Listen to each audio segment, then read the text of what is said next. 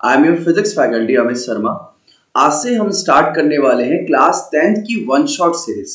इस one shot series के अंदर क्लास 10th में फिजिक्स में जितने भी चैप्टर्स हैं उन सबको हम बहुत अच्छे से समझने वाले हैं। उन चैप्टर्स के अंदर जो न्यूमेरिकल्स हैं, जो इंपॉर्टेंट क्वेश्चन है, वो जो board exam point of view से इंपॉर्टेंट है, उन सभी टॉपिक्स को, उन सभी न्यूमेरिकल्स को, क्वेश्चन को इस वन शॉट सीरीज के अंदर हम कवर करने वाले हैं। तो इस वन शॉट सीरीज का जो सबसे पहला सेशन है, उस सेशन के अंदर हम इलेक्ट्रिसिटी को डिस्कस करेंगे। उसके बाद मैग्नेटिज्म होगा, लाइट होगा, उसके बाद जो human eyes and wonderful colourful world है, उस चैप्टर को भी हम कवर करने वाले हैं। तो फिजिक्स के जितने भी चैप्टर हैं आपके बोर्ड एग्जाम के लिए, उन सबको इस वन शॉट सीरीज के अंदर हम कवर करने वाले हैं और बहुत अच्छे से चैप्टर को समझेंगे। तो आज का जो सेशन है उसे स्टार्ट करते हैं। आज के सेशन में हम इलेक्ट्रिसिटी को स्टार्ट करने वाले हैं। तो इलेक्ट्रिसिटी के अंदर जो हमारा सबसे पहला जो टॉपिक आता है वो आता है चार्ज। तो भाई ये चार्ज क्या है? तो हमें पता है चार्ज दो तरीके के होते हैं, एक होता है पॉजिटिव और दूसरा क्या होता है? नेगेटिव होता है। क्लियर? अब हमें यह भी पता होना चाहिए कि सबसे छोटा अगर कोई पॉजिटिव चार्ज है तो वो क्या होता है? प्रोटॉन होता है। और सबसे छोटा अगर कोई नेगेटिव चार्ज है तो वो क्या होता है? इलेक्ट्रॉन होता है। इसको याद रखना कि अगर एक बॉडी नेगेटिवली चार्ज है तो उस पे सबसे छोटा जो नेगेटिव चार्ज होगा उसका नाम क्या है? इलेक्ट्रॉन। और एक बॉडी अगर पॉजिटिवली चार्ज है तो उस पे जो सबसे छोटा पॉजिटिव चार्ज होगा उसका नाम क्या है? प्रोटॉन है। यानी प्रोटॉन से छोटा कोई पॉजिटिव चार्ज नहीं होता और इलेक्ट्रॉन से छोटा कोई नेगेटिव चार्ज नहीं होता। और प्रोटॉन पार्टिकल यानी कि पॉजिटिव चार्ज पार्टिकल, इलेक्ट्रॉन मतलब नेगेटिव चार्ज पार्टिकल।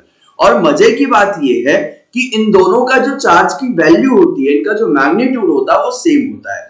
यानी एक प्रोटॉन के ऊपर जितना चार्ज तुम्हें मिलेगा उतना ही एक इलेक्ट्रॉन के ऊपर तुम्हें चार्ज मिलेगा, बट दोनों का जो साइन है वो अलग होगा। Proton is positive charge and electron is negative charge. तो अगर एक प्रोटॉन या इलेक्ट्रॉन पे चार्ज की बात करें तो वो कितना होता है? तो उसकी वैल्यू होती है 1.6 इंटू 10 की पावर -19 कूलम। इसको ध्यान रखना। कूलम क्या होता है? तो कूलम हमें पता ही है, यूनिट ऑफ चार्ज होता है। ठीक है, चार्ज की यूनिट होती है।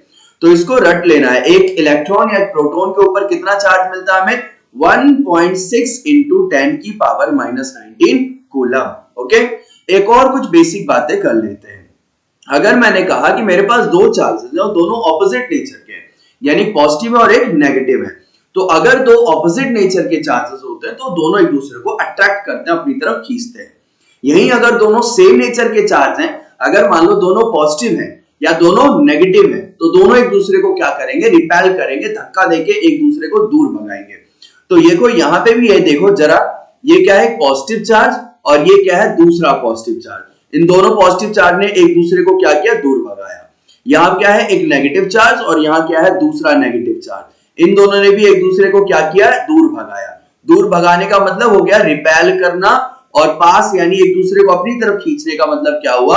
अट्रैक्ट करना। क्लियर? बात आई समझ में? चलो अब आगे बढ़ते हैं। अब चार्ज के बारे में एक और इंपॉर्टेंट बात करते हैं, Q बराबर Ne। अब ये Q बराबर Ne क्या है? यानी एक बॉडी के ऊपर अगर तुम्हें टोटल चार्ज निकालना है कि बॉडी के ऊपर टोटल चार्ज कितना है, तो उसके लिए जो फॉर्मूला यूज करते हैं वो यूज करते हैं Q बराबर Ne। काफी इंपॉर्टेंट फॉर्मूला है। तो इसमें Q क्या है? Q is total charge, N is number of electron या नंबर ऑफ प्रोटॉन।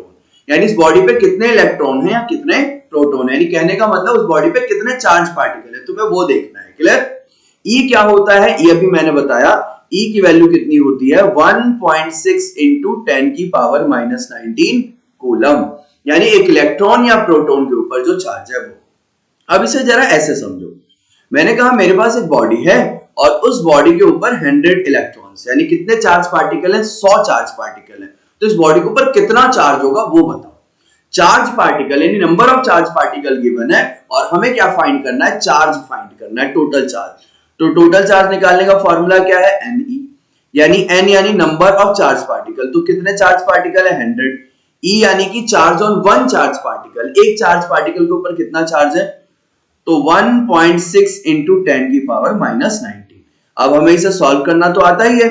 1.6 इंटू 10 की पावर -17 और हम क्या निकाल रहे हैं? चार्ज की यूनिट क्या होती है? कूलम। तो ये आ गया बॉडी के ऊपर टोटल चार्ज। क्लियर? बात आगे समझ में? ये चीज ध्यान रखना, यहाँ पावर क्या है 90 और 100 को क्या लिख सकते हो तुम, 100 को लिख सकते हो 10 की पावर 2। तो ये तो पता है बेस सेम होता है तो पावर को जोड़ देते हैं, वही क्या -19 + 2 माइनस का 17। क्लियर? चलो आगे बढ़ते हैं। अब अगर मैं तुमसे पूछूं चार्ज के स्टेट के बारे में, तो देखो चार्ज के दो ही स्टेट होते हैं, या तो तुम्हारा चार्ज कहां होगा, रेस्ट पे होगा, रुका हुआ होगा, मूव नहीं करेगा, या तो वो मोशन में होगा, मूव करेगा। दो ही स्टेट हो सकते हैं। तो अगर चार्ज रेस्ट पे होता है तो उस कंडीशन को हम कहते हैं इलेक्ट्रोस्टैटिक कंडीशन। अब इलेक्ट्रोस्टैटिक कंडीशन को डिटेल में हम पढ़ेंगे कहां, 12th क्लास में। यानी इलेक्ट्रोस्टैटिक कंडीशन एक ऐसी कंडीशन है जिसमें चार्जेस कहां होते हैं, रेस्ट पे होते हैं। अब ये दूसरी कंडीशन क्या है, जिसमें चार्ज हमारे कहां है, मोशन में है। मान लो ये कोई चार्ज पार्टिकल इलेक्ट्रॉन और ये मूव कर रहा है इधर, तो अभी ये इलेक्ट्रॉन यानी चार्ज पार्टिकल कहां है, मोशन में। तो जब कोई चार्ज पार्टिकल मोशन में होता है ना, तो हमें मिलता है करंट, यानी कि इलेक्ट्रिक करंट मिलता है। क्लियर? अब इसी टॉपिक को हम आगे कंटिन्यू करने वाले हैं। तो इलेक्ट्रिक करंट हमें कब मिलता है, when charge particle is in motion. जब चार्ज पार्टिकल अगर हमारे मूव कर रहे हैं तो हमें क्या मिलता है, इलेक्ट्रिक करंट मिलता है। क्लियर? चलो तो नेक्स्ट टॉपिक हमारा इलेक्ट्रिक करंट है। तो इलेक्ट्रिक करंट क्या होता है ये तो हमें समझ में आ गया कि if charge particle is moving then हमें क्या मिलेगा, इलेक्ट्रिक करंट मिलता है। ठीक है, तो देखो यहाँ पे जरा ये कंडक्टर देखो, ये कंडक्टर दिख रहा है क्या सिलेंड्रिकल शेप में।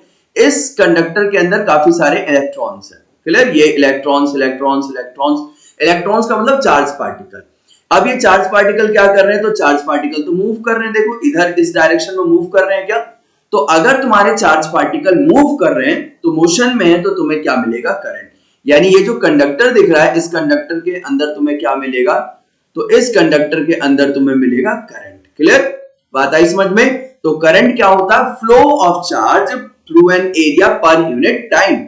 एक यूनिट टाइम में कितना चार्ज फ्लो कर रहा है उस कंडक्टर के एरिया से, उसी को हम क्या कहते हैं, करंट कहते हैं। बात आई समझ में? तो करंट का अगर फॉर्मूला की बात करें तो देखो आई का मतलब होता है इलेक्ट्रिक करंट।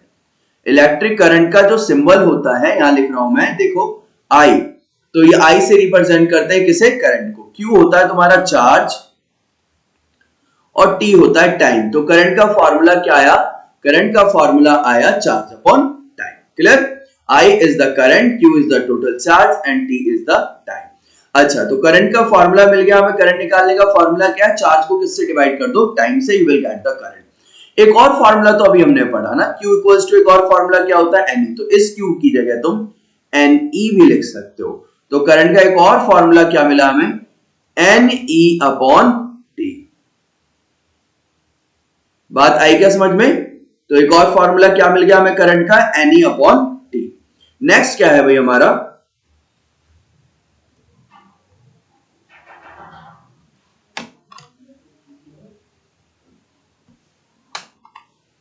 तो इसके बाद एक चीज और, चलो इसके डेफिनेशन को भी डिस्कस कर लेते हैं एक बार। इसका डेफिनेशन क्या बनेगा, तो इलेक्ट्रिक करंट का डेफिनेशन क्या बनेगा, यहां लिखता हूं मैं, flow of charge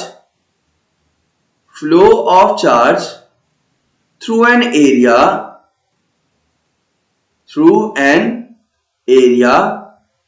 per unit time.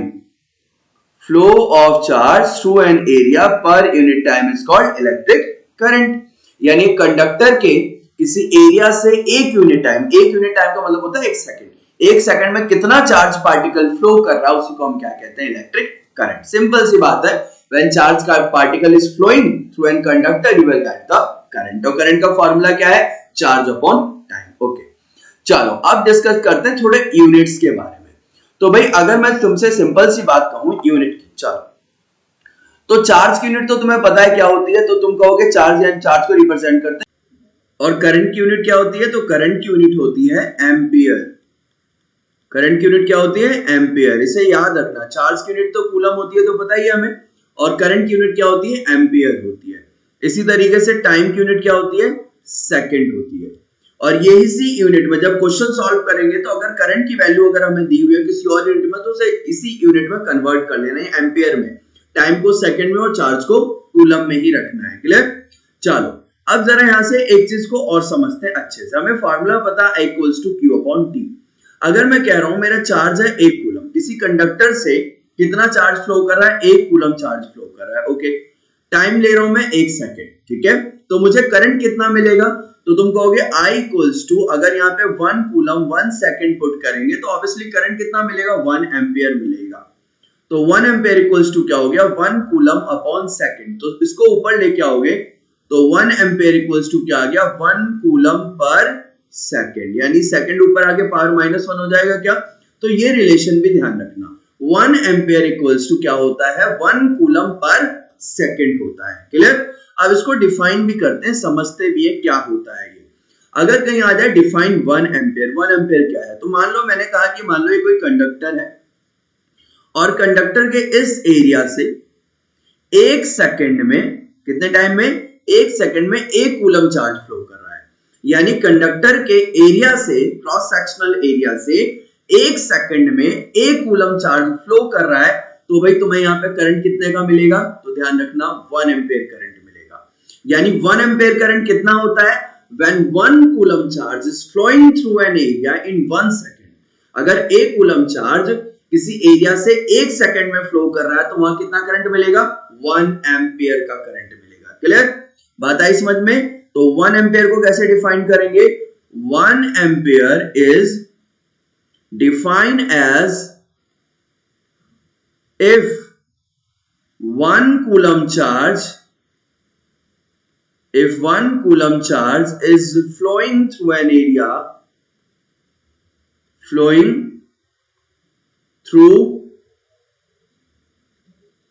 area, in 1 second, then the current will be of 1 ampere। बात आई समझ में। तो 1 एम्पियर भी समझ लिया हमने, 1 ampere equals to 1 coulomb per second.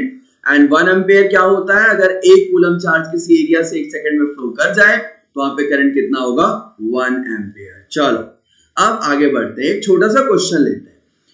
ये क्वेश्चन हमारा क्या कह रहा है, ध्यान से समझना। कह रहा है 10 की पावर 20 इलेक्ट्रॉन्स, यानी इतने electrons, each having a charge of this 1.6 into 10 की पावर -19 इलेक्ट्रॉन।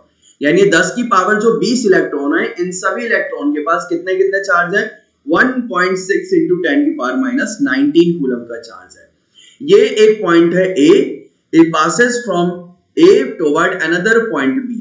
यानी मान लो कोई पॉइंट A है और यहाँ पे कोई पॉइंट B है, तो ये जो 10 की पावर 20 इलेक्ट्रॉन है कहां से कहां मूव कर रहे हैं, A पॉइंट से B पॉइंट पे इन 0.1 सेकेंड। कितने टाइम में, 0.1 सेकेंड में। तो क्वेश्चन है what is the current in ampere and what is the direction of current. Okay, solve करते हैं।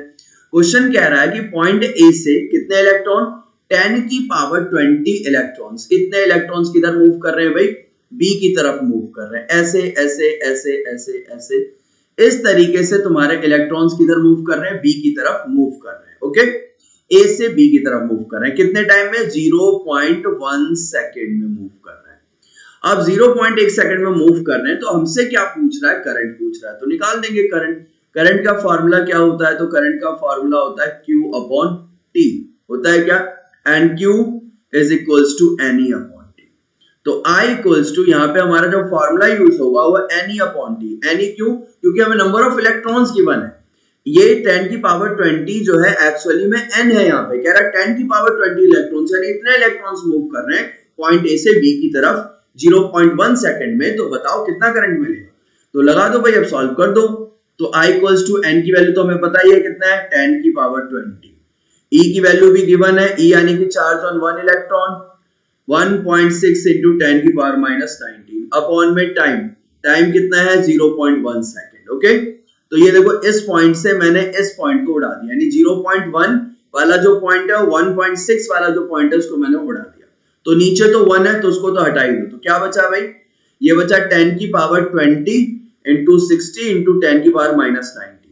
तो ये आ गया 60 into 10 की पावर 20 और 10 की पावर -19। तो बेस सेम होता है तो पावर ऐड होते हैं।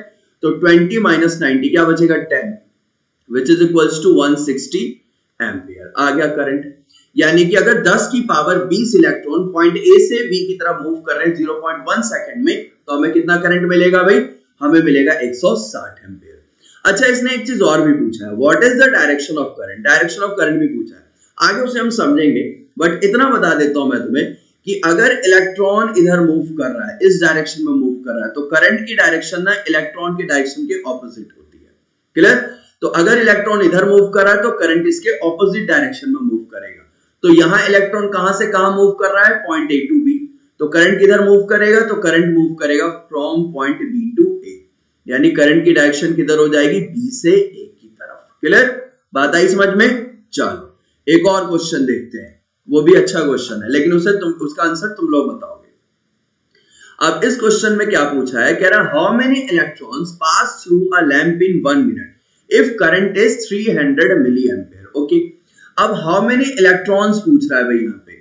तो हाउ मेनी इलेक्ट्रॉन्स पूछने का मतलब तुमसे एन पूछ रहा है। क्लियर? कब पूछ रहा है? ये तब पूछ रहा है जब तुम्हें करंट कितना मिल रहा है? 300 मिली एम्पियर। दोबारा क्वेश्चन रीड करते हैं। कह रहा how many electron pass through a, current हमें कितना मिल रहा है? 300 मिली एम्पियर। कितने टाइम में? तो भाई 1 मिनट में हमें इतना करंट मिल रहा है, 1 मिनट में।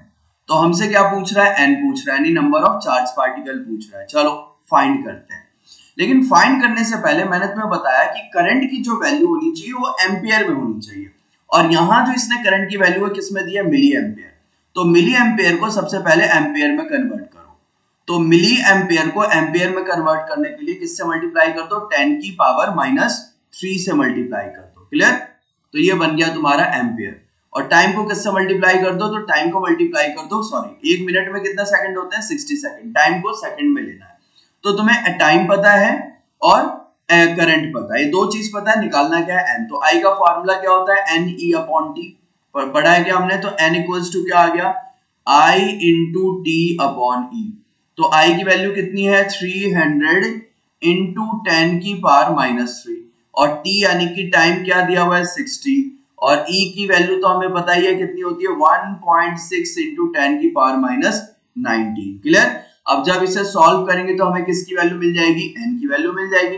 अब इसको सॉल्व करके इसका जो भी आंसर होगा वो कहां करोगे? कमेंट में बताओगे आप लोग। क्लियर? चलो अब देखते हैं नेक्स्ट क्वेश्चन। नेक्स्ट टॉपिक क्या है भाई हमारा? नेक्स्ट टॉपिक है इलेक्ट्रिक सर्किट। तो ये इलेक्ट्रिक सर्किट होता क्या है? तो सबसे पहले इलेक्ट्रिक सर्किट ना एक अरेंजमेंट होता है कई सारी चीजों का। तो इलेक्ट्रिक सर्किट के अंदर क्या क्या होते हैं? तो सबसे पहले ये जो दिख रहा है ना, इसे कहते हैं बैटरी। ये क्या होता है? ये एक बैटरी होती है। ये बैटरी देखो कैसे होता है, ये सेल होता है एक। अगर इसको देखोगे तो इसे कहोगे सेल। इसमें जो बड़ी वाली लाइन दिख रही है इसको कहते हैं पॉजिटिव टर्मिनल, और छोटी वाली लाइन को कहते हैं नेगेटिव टर्मिनल। ये अकेला जब हो तो ये क्या बनता है? एक इलेक्ट्रिक सेल। और ऐसे कई सारे जब आपस में जुड़ जाते हैं तो क्या बन जाती है? बैटरी। जैसे ये देखो मैंने यहाँ पे कई सारे इलेक्ट्रिक सेल को जोड़ दिया, तो अब तुम इसे क्या कहोगे? ये क्या है? एक बैटरी है। क्लियर? इसके बाद सेकंड क्या है? तो सेकंड ये है, इसको कहते हैं की यानी कि स्विच। की को क्या कहते हैं? स्विच। अब देखो स्विच के बारे में भी देख लो। अगर स्विच तुम्हारा ऐसा है तो इसे कहेंगे ओपन स्विच, यानी तुम्हारा जो स्विच है वो क्या है? ओपन। ओपन का मतलब क्या है? कि स्विच ऑफ है। लेकिन अगर मान लो इस तरीके से हो और अंदर डॉट लगाओ तो इसका मतलब वो क्लोज की है। क्लोज का मतलब वो स्विच क्या है? ऑन, यानी करंट फ्लो करेगा। और अगर ये अंदर डॉट ना लगा हो ना, इस ब्रैकेट के अंदर, जैसे ब्रैकेट दिख रहा है यहाँ, इसके अंदर यहाँ पे डॉट नहीं लगा है, इसका मतलब ये कौन सा किया? ओपन किया, यानी स्विच ऑफ है, करंट फ्लो नहीं करेगा। उसके बाद ये जो दिख रहा है ये है तुम्हारा बल्ब। ये क्या है? बल्ब है ये। उसके बाद ऑब्वियसली वायर तो हो गई सर्किट के अंदर। इसके बाद ये दो और अलग से अरेंजमेंट दिख रहे हैं। ये जो ए दिख रहा है ना, इसको कहते हैं एमीटर। ये डिवाइस होता है बेसिकली। एमीटर का काम क्या होता है? तो ये मेजर करता है किसको? करंट को। तो ammeter is a device which is used to measure the electric current in the circuit, यानी सर्किट में इलेक्ट्रिक करंट को मेजर करने के लिए इस एमीटर को लगाया गया है। क्लियर? और इसका जो कनेक्शन होता है वो सीरीज में होता है, सीरीज कनेक्टेड होता है ये। क्लियर? इसके बाद जो दूसरी डिवाइस है ये यहाँ पे, इसको कहते हैं वोल्ट मीटर। क्या कहते हैं? Volt meter. वोल्ट मीटर भी क्या है? एक इंस्ट्रूमेंट है। इसका काम क्या है? तो इसका काम है वोल्टेज को मेजर करना, यानी पोटेंशियल डिफरेंस को मेजर करना। क्लियर? वोल्टेज को मेजर करके बताता है ये, या फिर तुम कह सकते हो पोटेंशियल डिफरेंस। आगे समझेंगे पोटेंशियल डिफरेंस क्या होता है, उसको मेजर करता है। और इसका जो कनेक्शन होता है वो कैसा होता है? ये पैरेलली कनेक्ट होता है, ये पैरेलल कनेक्शन में होता है। बात आई समझ में? तो ये छोटी छोटी बातें तुम्हें जाननी है, खास करके वोल्ट मीटर, एमीटर, ये दोनों क्या है? डिवाइस है। मीटर का काम क्या है? एमीटर का काम है करंट को मेजर करना। वोल्ट मीटर का काम क्या है? पोटेंशियल डिफरेंस को मेजर करना। यानी कहने का मतलब ये मान लो कि भाई यहाँ पे एक टर्मिनल है और यहाँ पे मान लो एक टर्मिनल है, तो यहाँ का कोई ना कोई वोल्टेज होगा और यहाँ का कोई ना कोई वोल्टेज होगा, तो इन दोनों के वोल्टेज के बीच का जो डिफरेंस है उसको मेजर करके कौन बताएगा? पोटेंशियल ड्रॉप, पोटेंशियल डिफरेंस पे सॉरी वोल्ट मीटर बताता है कि यहाँ कितना पोटेंशियल तुम्हारा बल्ब ले रहा है, कितना पोटेंशियल यहाँ पे ड्रॉप हो रहा है, उसको मेजर करके बताता है वोल्ट मीटर, और इसका कनेक्शन पैरेलल होता है। तो ये जो अरेंजमेंट दिख रहा है ना, इन सभी चीजों का जो अरेंजमेंट होता है इसी को हम क्या कहते हैं? इलेक्ट्रिक सर्किट कहते हैं। चलो आगे कुछ और देखो, अगर तुम यहाँ देखोगे ना तो इस सर्किट का जो ये की है दिख रहा है क्या? ये की, ये वाला, ये जो की है ना, ये की यहाँ पे क्या है? क्लोज है, यानी स्विच ऑन है। तो स्विच ऑन है तो ऑब्वियसली करंट फ्लो करेगा, तो दिख रहा है यहाँ पे करंट फ्लो कर रहा है। तो इस सर्किट से इस बैटरी ने कितना करंट दिया सर्किट में? मान लो आई करंट दिया। यही आई करंट इस तरीके से फ्लो कर रहा है और फ्लो करता करता वापस भी बैटरी के पास कितना करंट आएगा? आई करंट आएगा। यानी बैटरी का रूल होता है कि उसने जितना करंट दिया है ना उतना ही करंट उसे घूम के वापस भी चाहिए। तो आई करंट अगर इस बैटरी ने यहां से दिया है तो इसे वापस भी कितना करंट चाहिए? आई करंट चाहिए। बात आई समझ में? क्लियर है? इस चीज को ध्यान रखना होगा तुम्हें। चलो अब आगे कुछ और चीजें समझते हैं, डायरेक्शन ऑफ करंट के बारे में समझते हैं। तो देखो जैसे ये बैटरी का कौन सा टर्मिनल है, तो ये बैटरी का पॉजिटिव टर्मिनल है। क्लियर? ये बैटरी का कौन सा टर्मिनल है? ये पॉजिटिव टर्मिनल। और ये बैटरी का कौन सा टर्मिनल है? नेगेटिव टर्मिनल है। तो current is always flow from positive to negative.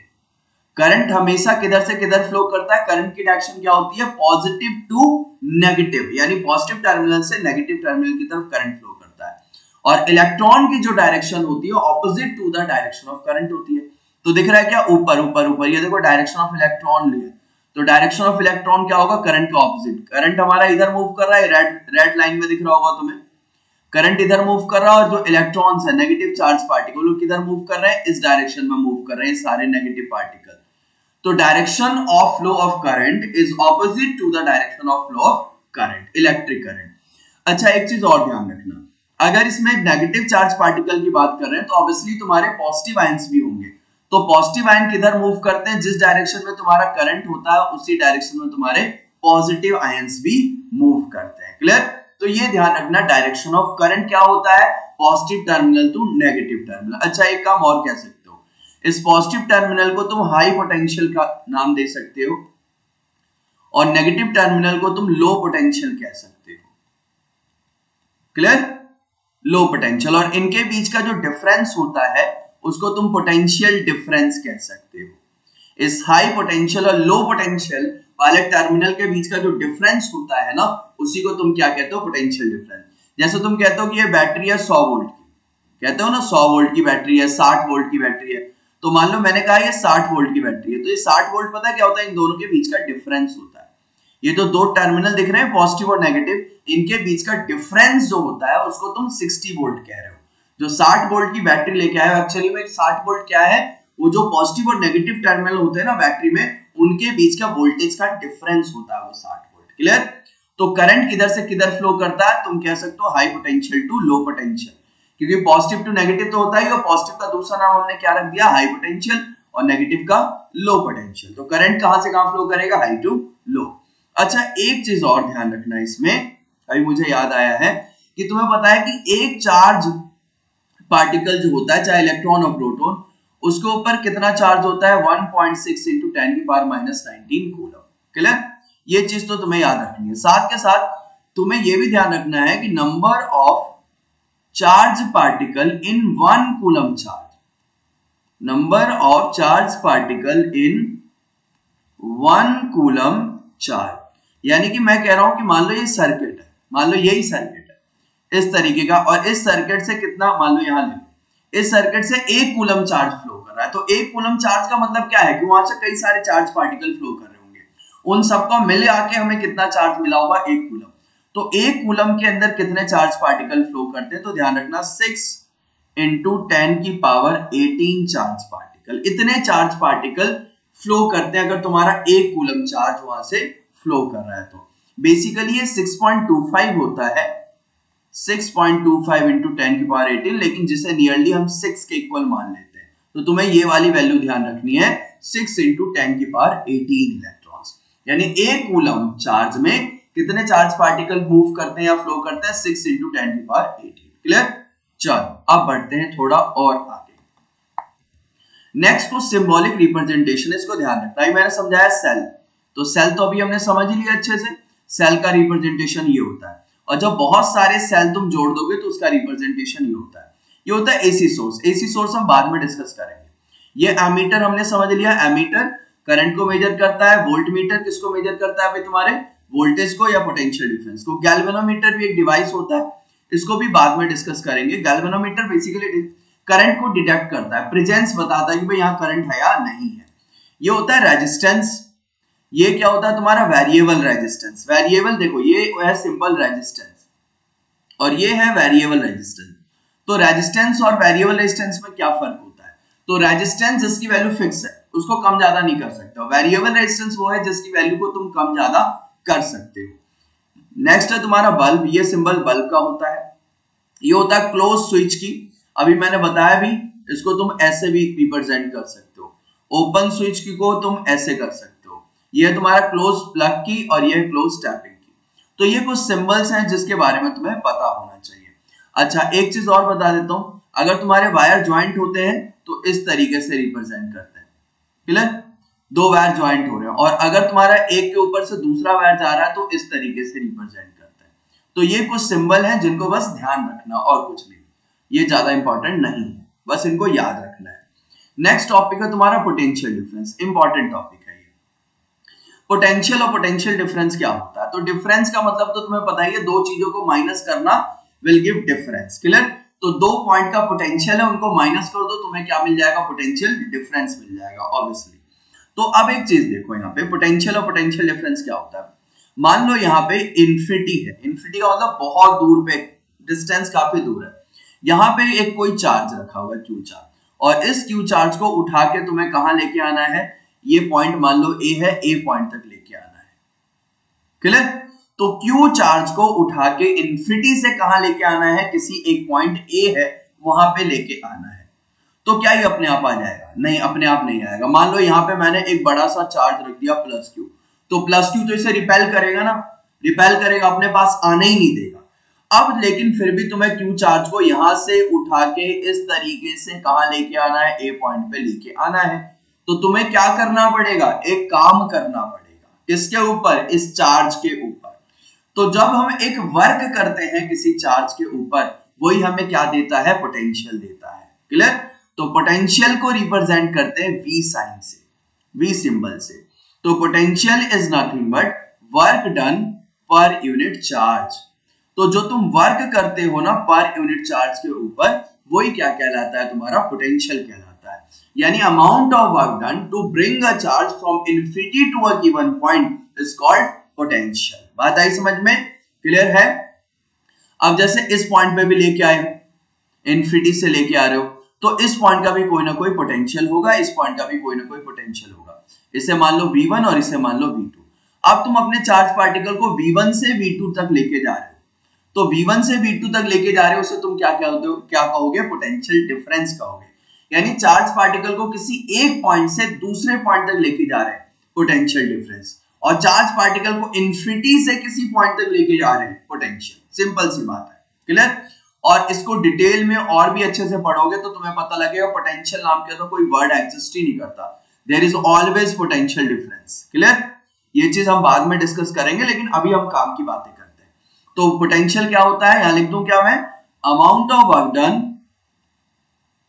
Amount of work done को शॉर्ट में लिख रहा हूं WD, to carry a charge, to carry a charge from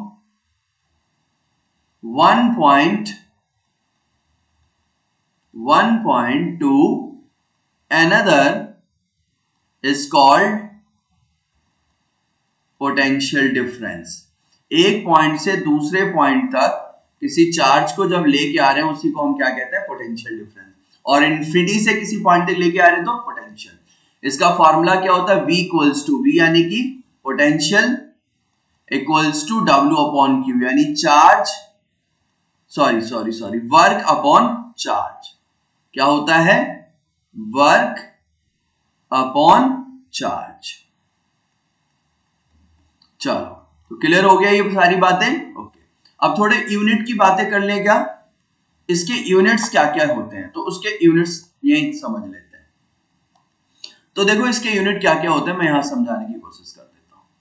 तो पोटेंशियल का जो यूनिट होता है, पोटेंशियल को V से रिप्रेजेंट करते हैं।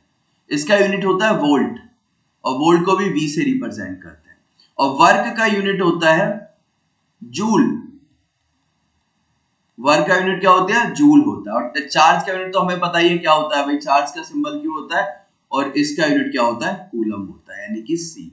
फॉर्मूला ध्यान रखना, V equals to W upon Q। अब यहाँ पे मुझे एक चीज और बताओ, जैसे फॉर्मूला क्या है? V equals to W upon Q। मैंने कहा कि किसी पॉइंट, एक पॉइंट से दूसरे पॉइंट तक चार्ज को लाने के लिए, एक कूलम चार्ज को लाने के लिए मुझे एक जूल का वर्क करना पड़ा। यानी मेरे पास चार्ज कितना है? एक कूलम का, और एक कूलम चार्ज, जैसे यहां समझो, यहां समझाता हूं मैं। ये पॉइंट है A और ये पॉइंट है B। A पॉइंट के ऊपर मेरे पास कितना चार्ज है? एक कूलम चार्ज है। अब इस एक कूलम चार्ज को मुझे एक पॉइंट A पॉइंट से B पॉइंट तक लेके आना है। तो जब मैं इस चार्ज को A पॉइंट से B पॉइंट तक लेके आ रहा हूं, तो मुझे कितना काम करना पड़ा? एक जूल का काम करना पड़ा। तो जब किसी एक कूलम चार्ज को एक पॉइंट से दूसरे पॉइंट तक लाने के लिए तुम्हें एक जूल का काम करना पड़ जाए, तो समझ जाओ उन दोनों पॉइंट के बीच का जो पोटेंशियल डिफरेंस होगा कितने का होगा? 1 वोल्ट का होगा। क्लियर? 1 वोल्ट। तो अगर क्वेश्चन आता है डिफाइन 1 वोल्ट, तो क्या आएगा? If amount of work done 1 joule to bring to carry a charge of 1 coulomb from one point to another, then the potential difference will be of 1 volt. Clear? तो अगर तुम्हारा work done 1 joule का है और charge 1 coulomb का है, तो potential तुम्हारा कितना मिलेगा? 1 वोल्ट। तो 1 वोल्ट इज इक्वल्स टू क्या आएगा? 1 joule upon coulomb, which is equals to 1 volt equals to 1 joule per coulomb. देखना स्पेस कम है, अच्छे से समझ लेना। 1 volt is equals to 1 joule per coulomb. Define कर लोगे ना भाई 1 वोल्ट को। चलो, अब हमें समझ में आ गया पोटेंशियल। तो पोटेंशियल में क्या ध्यान रखना है? एक formula V equals to W by Q और एक यूनिट। चलो आगे बढ़ते हैं, नेक्स्ट क्वेश्चन देखते हैं। इसमें क्वेश्चन दिया हुआ है कुछ। क्वेश्चन क्या दिया हुआ है? How much work is done in moving a charge of 2 coulomb across 2 point having a potential difference 12 volt. Okay, ये कह रहा है कि भाई तुम्हारे पास ना एक चार्ज है, कितने का? 2 कूलम चार्ज। तो 2 कूलम चार्ज को तुम एक पॉइंट से दूसरे पॉइंट तक लेके आ रहे हो, और उन दोनों पॉइंट का जो पोटेंशियल डिफरेंस हो 12 वोल्ट का है, तो तुम्हें कितना काम करना पड़ेगा? काम पूछा है, पोटेंशियल डिफरेंस दिया हुआ है। तो मान लो ये पॉइंट A है और ये पॉइंट क्या है? B। तुम A पॉइंट से B पॉइंट तक अपने 2 कूलम चार्ज को उठा के लेके आ रहे हो, और इन दोनों पॉइंट का जो पोटेंशियल डिफरेंस है वो कितना है? 12 वोल्ट। तो क्वेश्चन पूछ रहा है काम कितना करना पड़ेगा, ये बताओ। तो अभी हमने फॉर्मूला पढ़ा क्या? V equals to W by Q। तो W इक्वल्स टू क्या आएगा? V into Q। तो W इक्वल्स टू V यानी पोटेंशियल डिफरेंस जो कि 12 है, Q यानी कि चार्ज कितना है? 2 कूलम, तो आ गया 2। तो W equals to 12 into 2 24 joule का तुम्हें काम करना पड़ेगा। क्लियर? बात आई समझ में? चलो आगे बढ़ते हैं। नेक्स्ट है ओम्स लॉ। काफी इंपॉर्टेंट टॉपिक है ओम्स लॉ। क्या है? तो ओम्स लॉ क्या कहता है कि जो हमारा करंट फ्लो कर रहा है ना किसी कंडक्टर से, मान लो कोई कंडक्टर है, उस कंडक्टर से जो हमारा करंट फ्लो करता है, वो करंट डायरेक्टली प्रोपोर्शनल होता है किसके? डायरेक्टली प्रोपोर्शनल होता है अप्लाइड वोल्टेज के या पोटेंशियल डिफरेंस के। यानी कि ये कहता है V is directly proportional to I। यानी कि जो करंट फ्लो कर रहा है सर्किट में, that current is directly proportional to the potential difference across the terminal. जो टर्मिनल के बीच का पोटेंशियल डिफरेंस है उसके डायरेक्टली प्रोपोर्शनल होता है, जिसे तुम अप्लाइड वोल्टेज भी कह सकते हो। लेकिन ध्यान रखना, ये तभी तक होता है जब तक टेम्परेचर उस कंडक्टर का क्या हो? कांस्टेंट हो। Clear? V directly proportional to I हमेशा नहीं होता। Ohm's law is not always valid. Ohm's law कब तक वैलिड है? जब तक उस कंडक्टर का टेम्परेचर कांस्टेंट है। यानी V directly proportional to I तब तक रहेगा जब तक टेम्परेचर कांस्टेंट है। अगर टेम्परेचर चेंज हो रहा है, टेम्परेचर वेरी कर रहा है, फिर तुम्हारा V directly proportional to I नहीं रहेगा। ओके, जब यहां से प्रोपोर्शनैलिटी का साइन हटाते हैं तो यहाँ कांस्टेंट टर्म आ जाता है जिसे कहते हैं आर। तो ये एक रिलेशन बनता है V equals to R I. अब ये R क्या है? तो R obviously constant of proportionality तो है ही, लेकिन इसे क्या कहते हैं? रेजिस्टेंस कहते हैं। जो रेजिस्टेंस का भी हमने सिंबॉलिक रिप्रेजेंटेशन पढ़ा था ना, ये वही है रेजिस्टेंस। अब ये रेजिस्टेंस का काम क्या होता है, ये करता क्या है? तो इसका काम होता है करंट के फ्लो को अपोज करना, यानी चार्ज मूव कर रहे हैं उसकी वजह से जो हमें करंट मिल रहा है उसको ये क्या करता है? अपोज करता है। तो इसका काम क्या है? रेजिस्टेंस क्या होता है? इट इज अ प्रॉपर्टी, ठीक है, या it oppose the flow of current, it oppose the flow of current. ये हमारे करंट के मोशन को या करंट के फ्लो को क्या करता है? अपोज करता है। बात आई समझ में? ये होता है तुम्हारा रेजिस्टेंस। और V equals to R I काफी इंपॉर्टेंट फॉर्मूला, यहां से और भी फॉर्मूले बना सकते हो। I इक्वल्स टू क्या बन जाएगा? V बाई आर, और यहां से R इक्वल्स टू क्या बन जाएगा? V upon I। चलो क्लियर? तो ये चीजें, ये छोटे छोटे टर्म्स है, छोटे छोटे फॉर्मूले जिसको ध्यान रखना। अब एक और बड़ा इंटरेस्टिंग बात सुनो, R equals to V upon I की बात कर रहा हूं। मान लो मैंने अगर इस रिलेशन को देखोगे तो तुम्हें ऐसा लगेगा R is directly proportional to V, यानी V के बढ़ाने से R बढ़ेगा।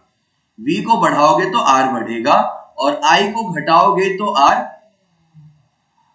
बढ़ेगा। क्लियर? यानी जो R है वो I के साथ इनवर्सली प्रोपोर्शनल है और V के साथ डायरेक्टली। ऐसा लग रहा है बट ऐसा होता नहीं है, ये बिल्कुल गलत है।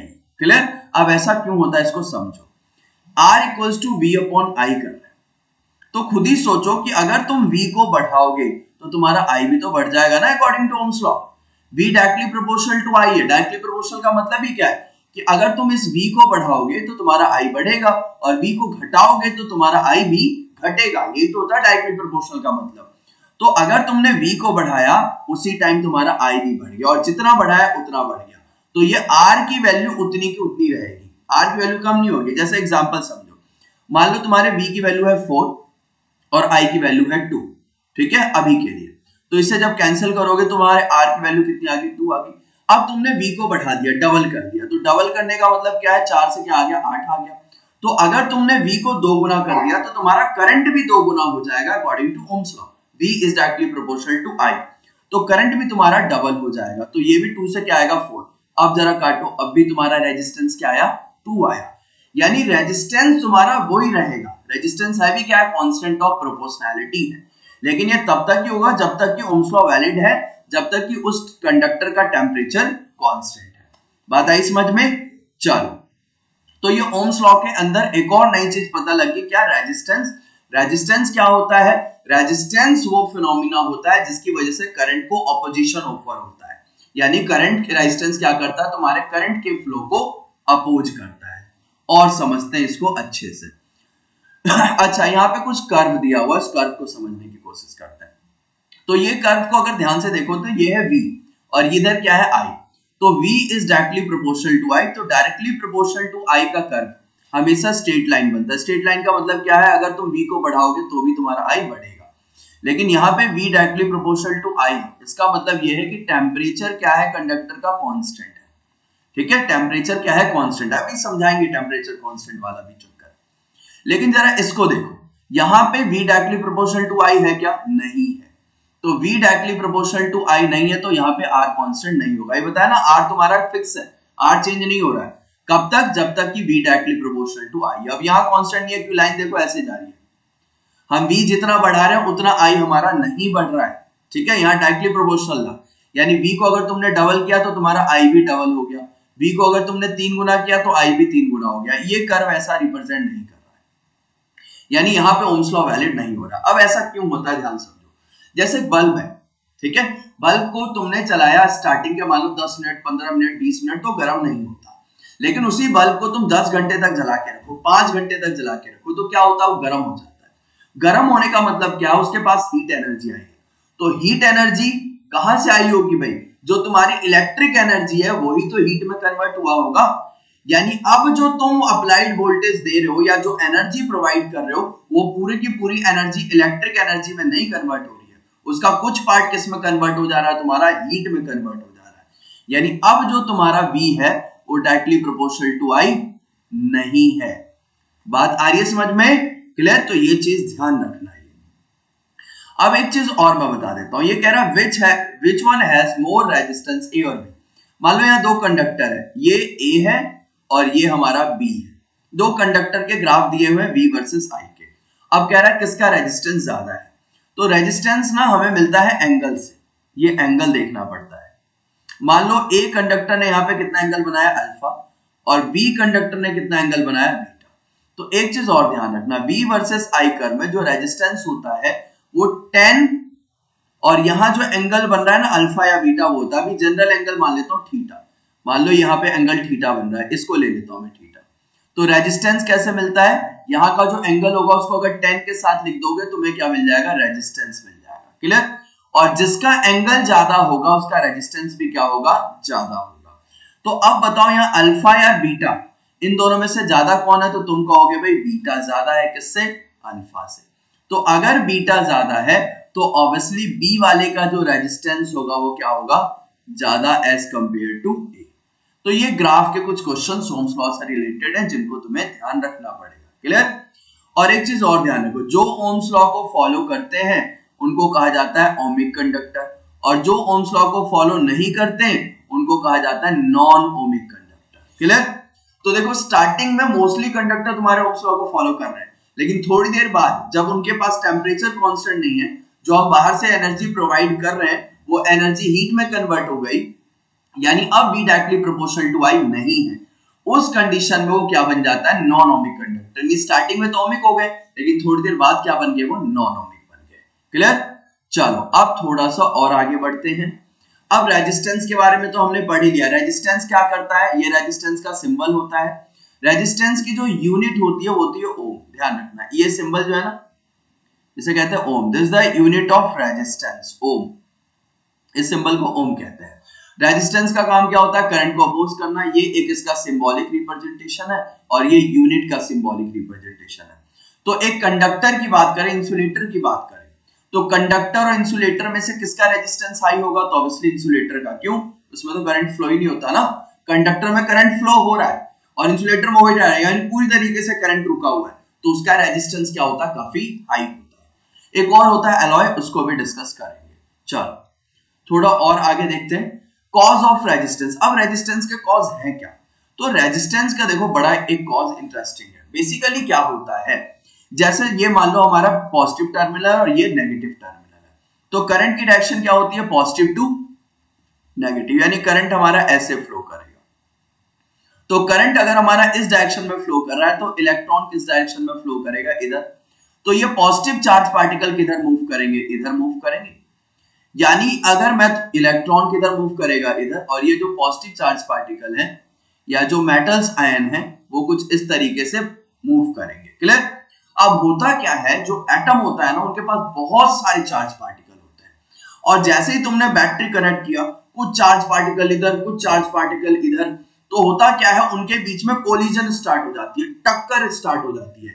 यानी सभी चार्ज पार्टिकल एक दूसरे के साथ कोलाइड करना, कोलिजन स्टार्ट हो जाता है, टक्कर, एक दूसरे के साथ टकराने लग जाते हैं। और इसी टक्कर होने की वजह से क्या पैदा होता है, रेजिस्टेंस आता है। तो कॉज ऑफ रेजिस्टेंस की बात करें तो रेजिस्टेंस का कॉज क्या है, collision between charge particle, collision between charge particle. Charge particle के बीच में जो कोलिजन होता है ना, उसी की वजह से क्या आता है, रेजिस्टेंस आता है। क्लियर? तो कॉज ऑफ रेजिस्टेंस हमने समझ लिया। अब बढ़ते हैं थोड़ा आगे। नेक्स्ट क्या है, फैक्टर, कि भाई कौन कौन से फैक्टर हैं जिनके ऊपर हमारा रेजिस्टेंस डिपेंड करता है। तो उनमें सबसे पहला फैक्टर होता है length of the conductor. Length के ऊपर डिपेंड करता है। लेंथ के ऊपर कैसे डिपेंड करता है, डायरेक्टली प्रोपोर्शनल होता है। यानी अगर तुमने कंडक्टर की लेंथ बढ़ा दी तो रेजिस्टेंस बढ़ जाएगा, कंडक्टर की लेंथ घटा दी तो रेजिस्टेंस घट जाएगा। तो लेंथ के लिए डायरेक्टली प्रोपोर्शनल होता है। दूसरा क्या होता है, क्रॉस सेक्शनल एरिया। ठीक है, क्रॉस सेक्शनल एरिया समझ लो क्या होता है। ये मान लो मैंने कहा कंडक्टर, तो इसमें जो ये गोले बन रहे हैं ना, गोले, ये इसको कहते हैं क्रॉस सेक्शनल एरिया। तो R is inversely proportional to the cross sectional area.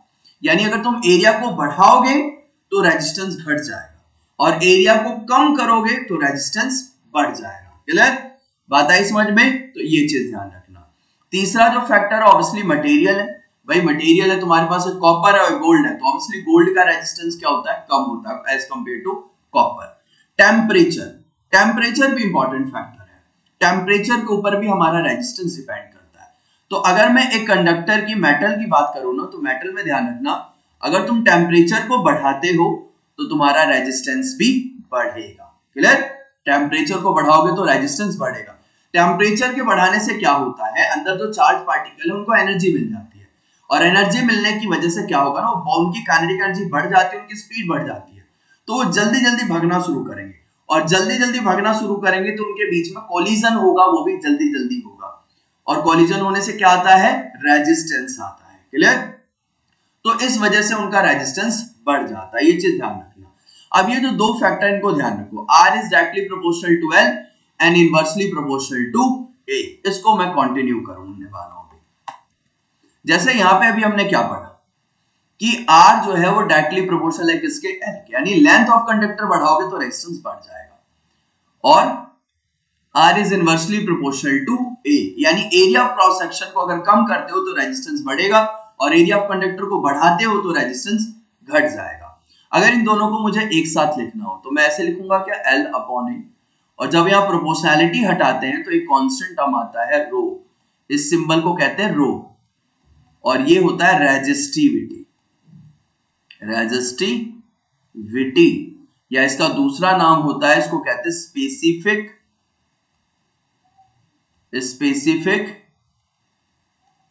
Resistance. क्या कहते हैं इसे, स्पेसिफिक रेजिस्टेंस कहते हैं।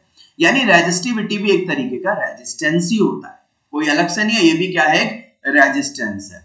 तो यहां से जो हमें एक फॉर्मूला मिला ना भाई, इस फॉर्मूले को थोड़ा अच्छे से ध्यान रखना। रेजिस्टेंस निकालने का फॉर्मूला क्या है, R equals to rho L upon A। Okay, अब हम समझते हैं किसके बारे में, रेजिस्टिविटी के बारे में समझते हैं। तो रेजिस्टिविटी को अगर यहां से जरा देखो तो क्या आएगा, रो इक्वल्स टू आ जाएगा RA अपॉन L। आ गया क्या? अगर मैं कह रहा हूं कि मान लो मेरे पास एक कंडक्टर है, इस कंडक्टर का जो एरिया है वो यूनिटी है, यानी 1 मीटर स्क्वायर, और इसका लेंथ है 1 मीटर, तो A की वैल्यू भी 1 और L की वैल्यू भी 1, दोनों 1 1 हो गए, तो रो किसके बराबर हो गया, R के। हो गया क्या? यानी जो रेजिस्टिविटी है वो किसके बराबर हो गया, रेजिस्टेंस के बराबर हो गया। यानी कि अब, यानी जो कंडक्टर जिसकी लेंथ 1 मीटर है और इसका area of cross section 1 metre square है, इस टाइम जो इसका रेजिस्टेंस होगा वही उसकी क्या होगी, रेजिस्टिविटी होगी। तो रेजिस्टिविटी का स्पेसिफिक रेजिस्टेंस होता है, खास रेजिस्टेंस होता है। यानी कोई भी कंडक्टर तुम्हें दे दे और तुमसे उसका रेजिस्टिविटी पूछे तो तुम्हें क्या करना है, उस कंडक्टर का एरिया ऑफ क्रॉस सेक्शन कितना लेना है, 1 मीटर स्क्वायर, और उस कंडक्टर की लेंथ कितनी लेनी है, 1 मीटर, और तब रेजिस्टेंस निकालना, और वो जो रेजिस्टेंस मिलेगा वही उस कंडक्टर की क्या होती है, रेजिस्टिविटी होती है। क्लियर, बात आई समझ में? रेजिस्टिविटी यानी resistivity is nothing but a resistance, but A special resistance होता है। कौन सा रेजिस्टेंस होता है, जब कंडक्टर की लेंथ कितनी हो, 1 मीटर, और कंडक्टर का एरिया ऑफ क्रॉस सेक्शन कितना हो, 1 मीटर स्क्वायर। क्लियर, चलो अब बढ़ते हैं थोड़ा और आगे, कुछ और बातें करते हैं। Factor on which resistivity depend, तो factor on which resistivity depend, उससे पहले जानो कि किसके ऊपर डिपेंड नहीं करता। तो resistivity does not depend on length and area of cross section. ठीक है, लेंथ और एरिया ऑफ क्रॉस सेक्शन के ऊपर डिपेंड नहीं करता। जैसे मान लो मैंने कहा कि मेरे पास ना कॉपर वायर है और उसकी लेंथ है 2 मीटर, कॉपर वायर, और मैंने कहा मेरे पास कोई दूसरा भी कॉपर वायर है लेकिन उसकी लेंथ जो है वो 10 मीटर है। क्लियर, और एरिया ऑफ क्रॉस सेक्शन मान लो इसका है कैपिटल है और इसका मान लो स्मॉल है, लेकिन है दोनों कॉपर। क्लियर, तो दोनों की रेजिस्टिविटी सेम होगी, क्योंकि रेजिस्टिविटी डिपेंड ही नहीं करती है लेंथ और एरिया के ऊपर। रेजिस्टिविटी सिर्फ और सिर्फ किसके ऊपर डिपेंड करती है, nature of material and temperature. Temperature अगर बढ़ाओगे तो उस कंडक्टर की रेजिस्टिविटी बढ़ जाएगी। लेकिन ये जो कंडीशन है सेम कंडीशन पे सेम जगह है दोनों, तो टेम्परेचर सेम और दोनों कॉपर है तो मटेरियल भी सेम, तो दोनों की रेजिस्टिविटी क्या रहेगी, सेम रहेगी। क्लियर? रेजिस्टिविटी कब चेंज होगी, जब मटेरियल ही चेंज कर दो, यानी एक कॉपर है और एक मेरे पास सिल्वर है, तो ऑब्वियसली हाँ दोनों की रेजिस्टिविटी अलग होगी। यहाँ पे रेजिस्टिविटी दोनों की क्या होगी, सेम, लेकिन दोनों का रेजिस्टेंस अलग होगा, क्योंकि रेजिस्टेंस तो लेंथ और एरिया के ऊपर डिपेंड करता है। क्लियर? तो ये चीज तुम्हें ध्यान रखना है। यानी कहने का मतलब ये है, अभी मैं बैठा हूं, मेरे पास एक कॉपर वायर है और तुम बैठे हो अपने घर पे, तुम्हारे पास एक कॉपर वायर है। हो सकता है इन दोनों कॉपर वायर का रेजिस्टेंस डिफरेंट हो, लेकिन दोनों की जो रेजिस्टिविटी होगी वो क्या होगी, सेम होगी। हाँ, टेम्परेचर भी मैंने मान लिया है कि तुम जहां और मैं जहां बैठा हूं टेम्परेचर सेम है और दोनों के पास कॉपर वायर, तो रेजिस्टिविटी सेम होगी, रेजिस्टेंस हो सकता हो दोनों का अलग हो। क्लियर? बात आई समझ में? तो ये कुछ फेनोमेना होते हैं जिनको ध्यान रखना है।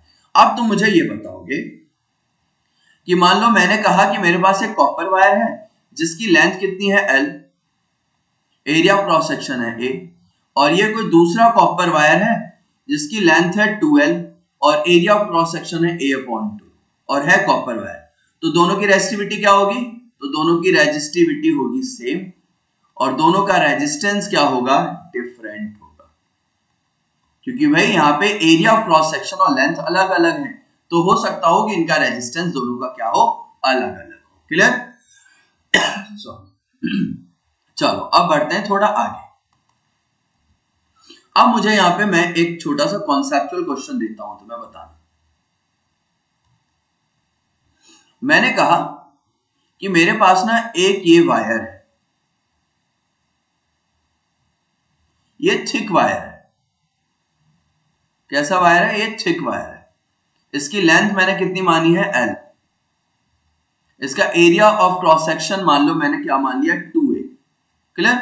और ये मेरे पास कोई दूसरा वायर है, ठीक है, ये मेरे पास एक थिन वायर है जिसकी लेंथ कितनी है, L, और area of cross section A, यानी उससे छोटा एरिया ऑफ क्रॉस सेक्शन, तो ऑब्वियसली थिन हो जाएगा, और दोनों सेम मटेरियल, यानी ए भी मान लो कॉपर का है और ये भी मान लो कॉपर का है, तो दोनों की रेजिस्टिविटी क्या होगी, सेम।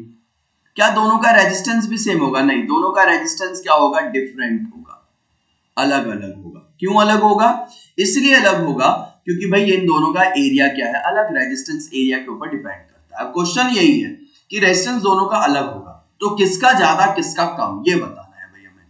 तो अभी हमने एक रिलेशन पढ़ा है ना, R equals to rho L upon A। तो ये दोनों कंडक्टर कॉपर के हैं, तो दोनों की रेजिस्टिविटी सेम है और दोनों का लेंथ सेम है। क्लियर?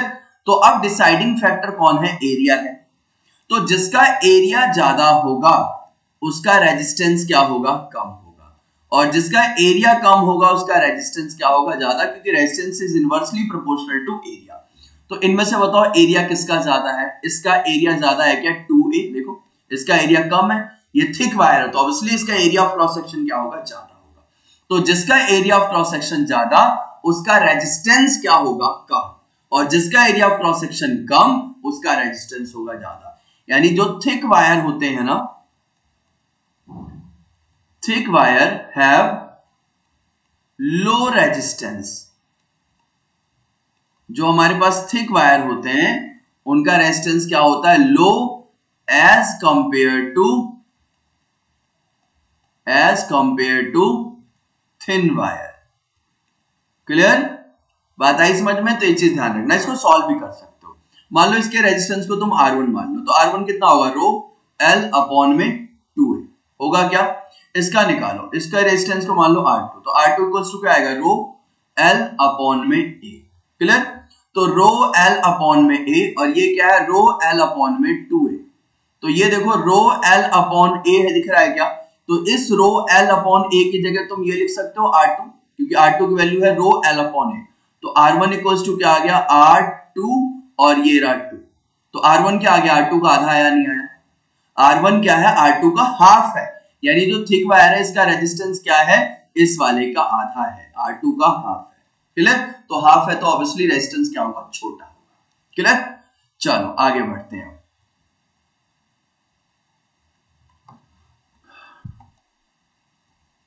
नेक्स्ट एक क्वेश्चन ले रहे हैं भाई।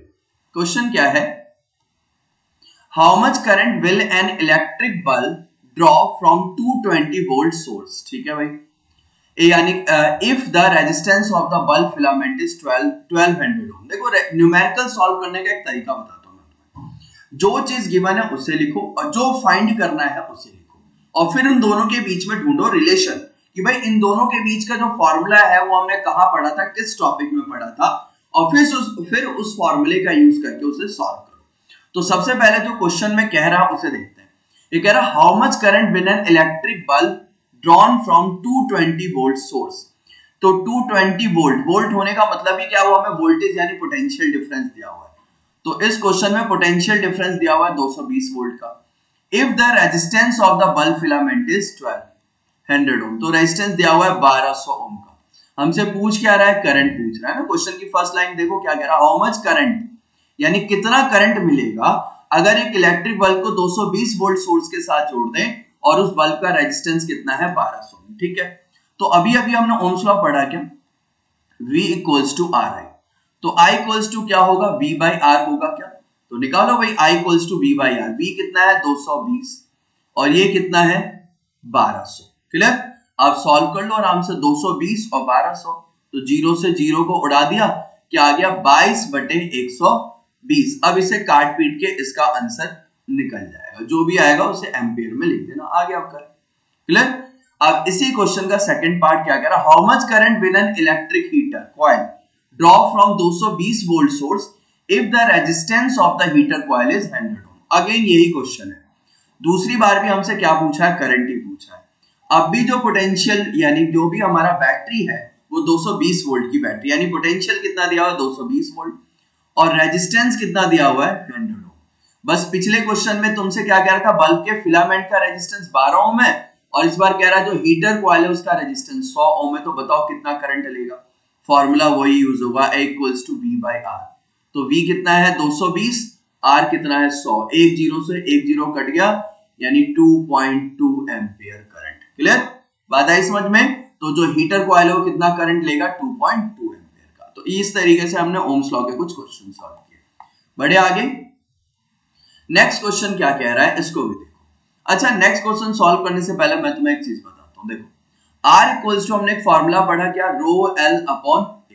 ठीक है, इसमें रो पता ही हमें क्या है रेजिस्टिविटी, L क्या होता है लेंथ ऑफ कंडक्टर और A होता है ये हमारा, ये जो गोला सा दिख रहा है ना तुम्हें, ये एरिया ऑफ क्रॉस सेक्शन।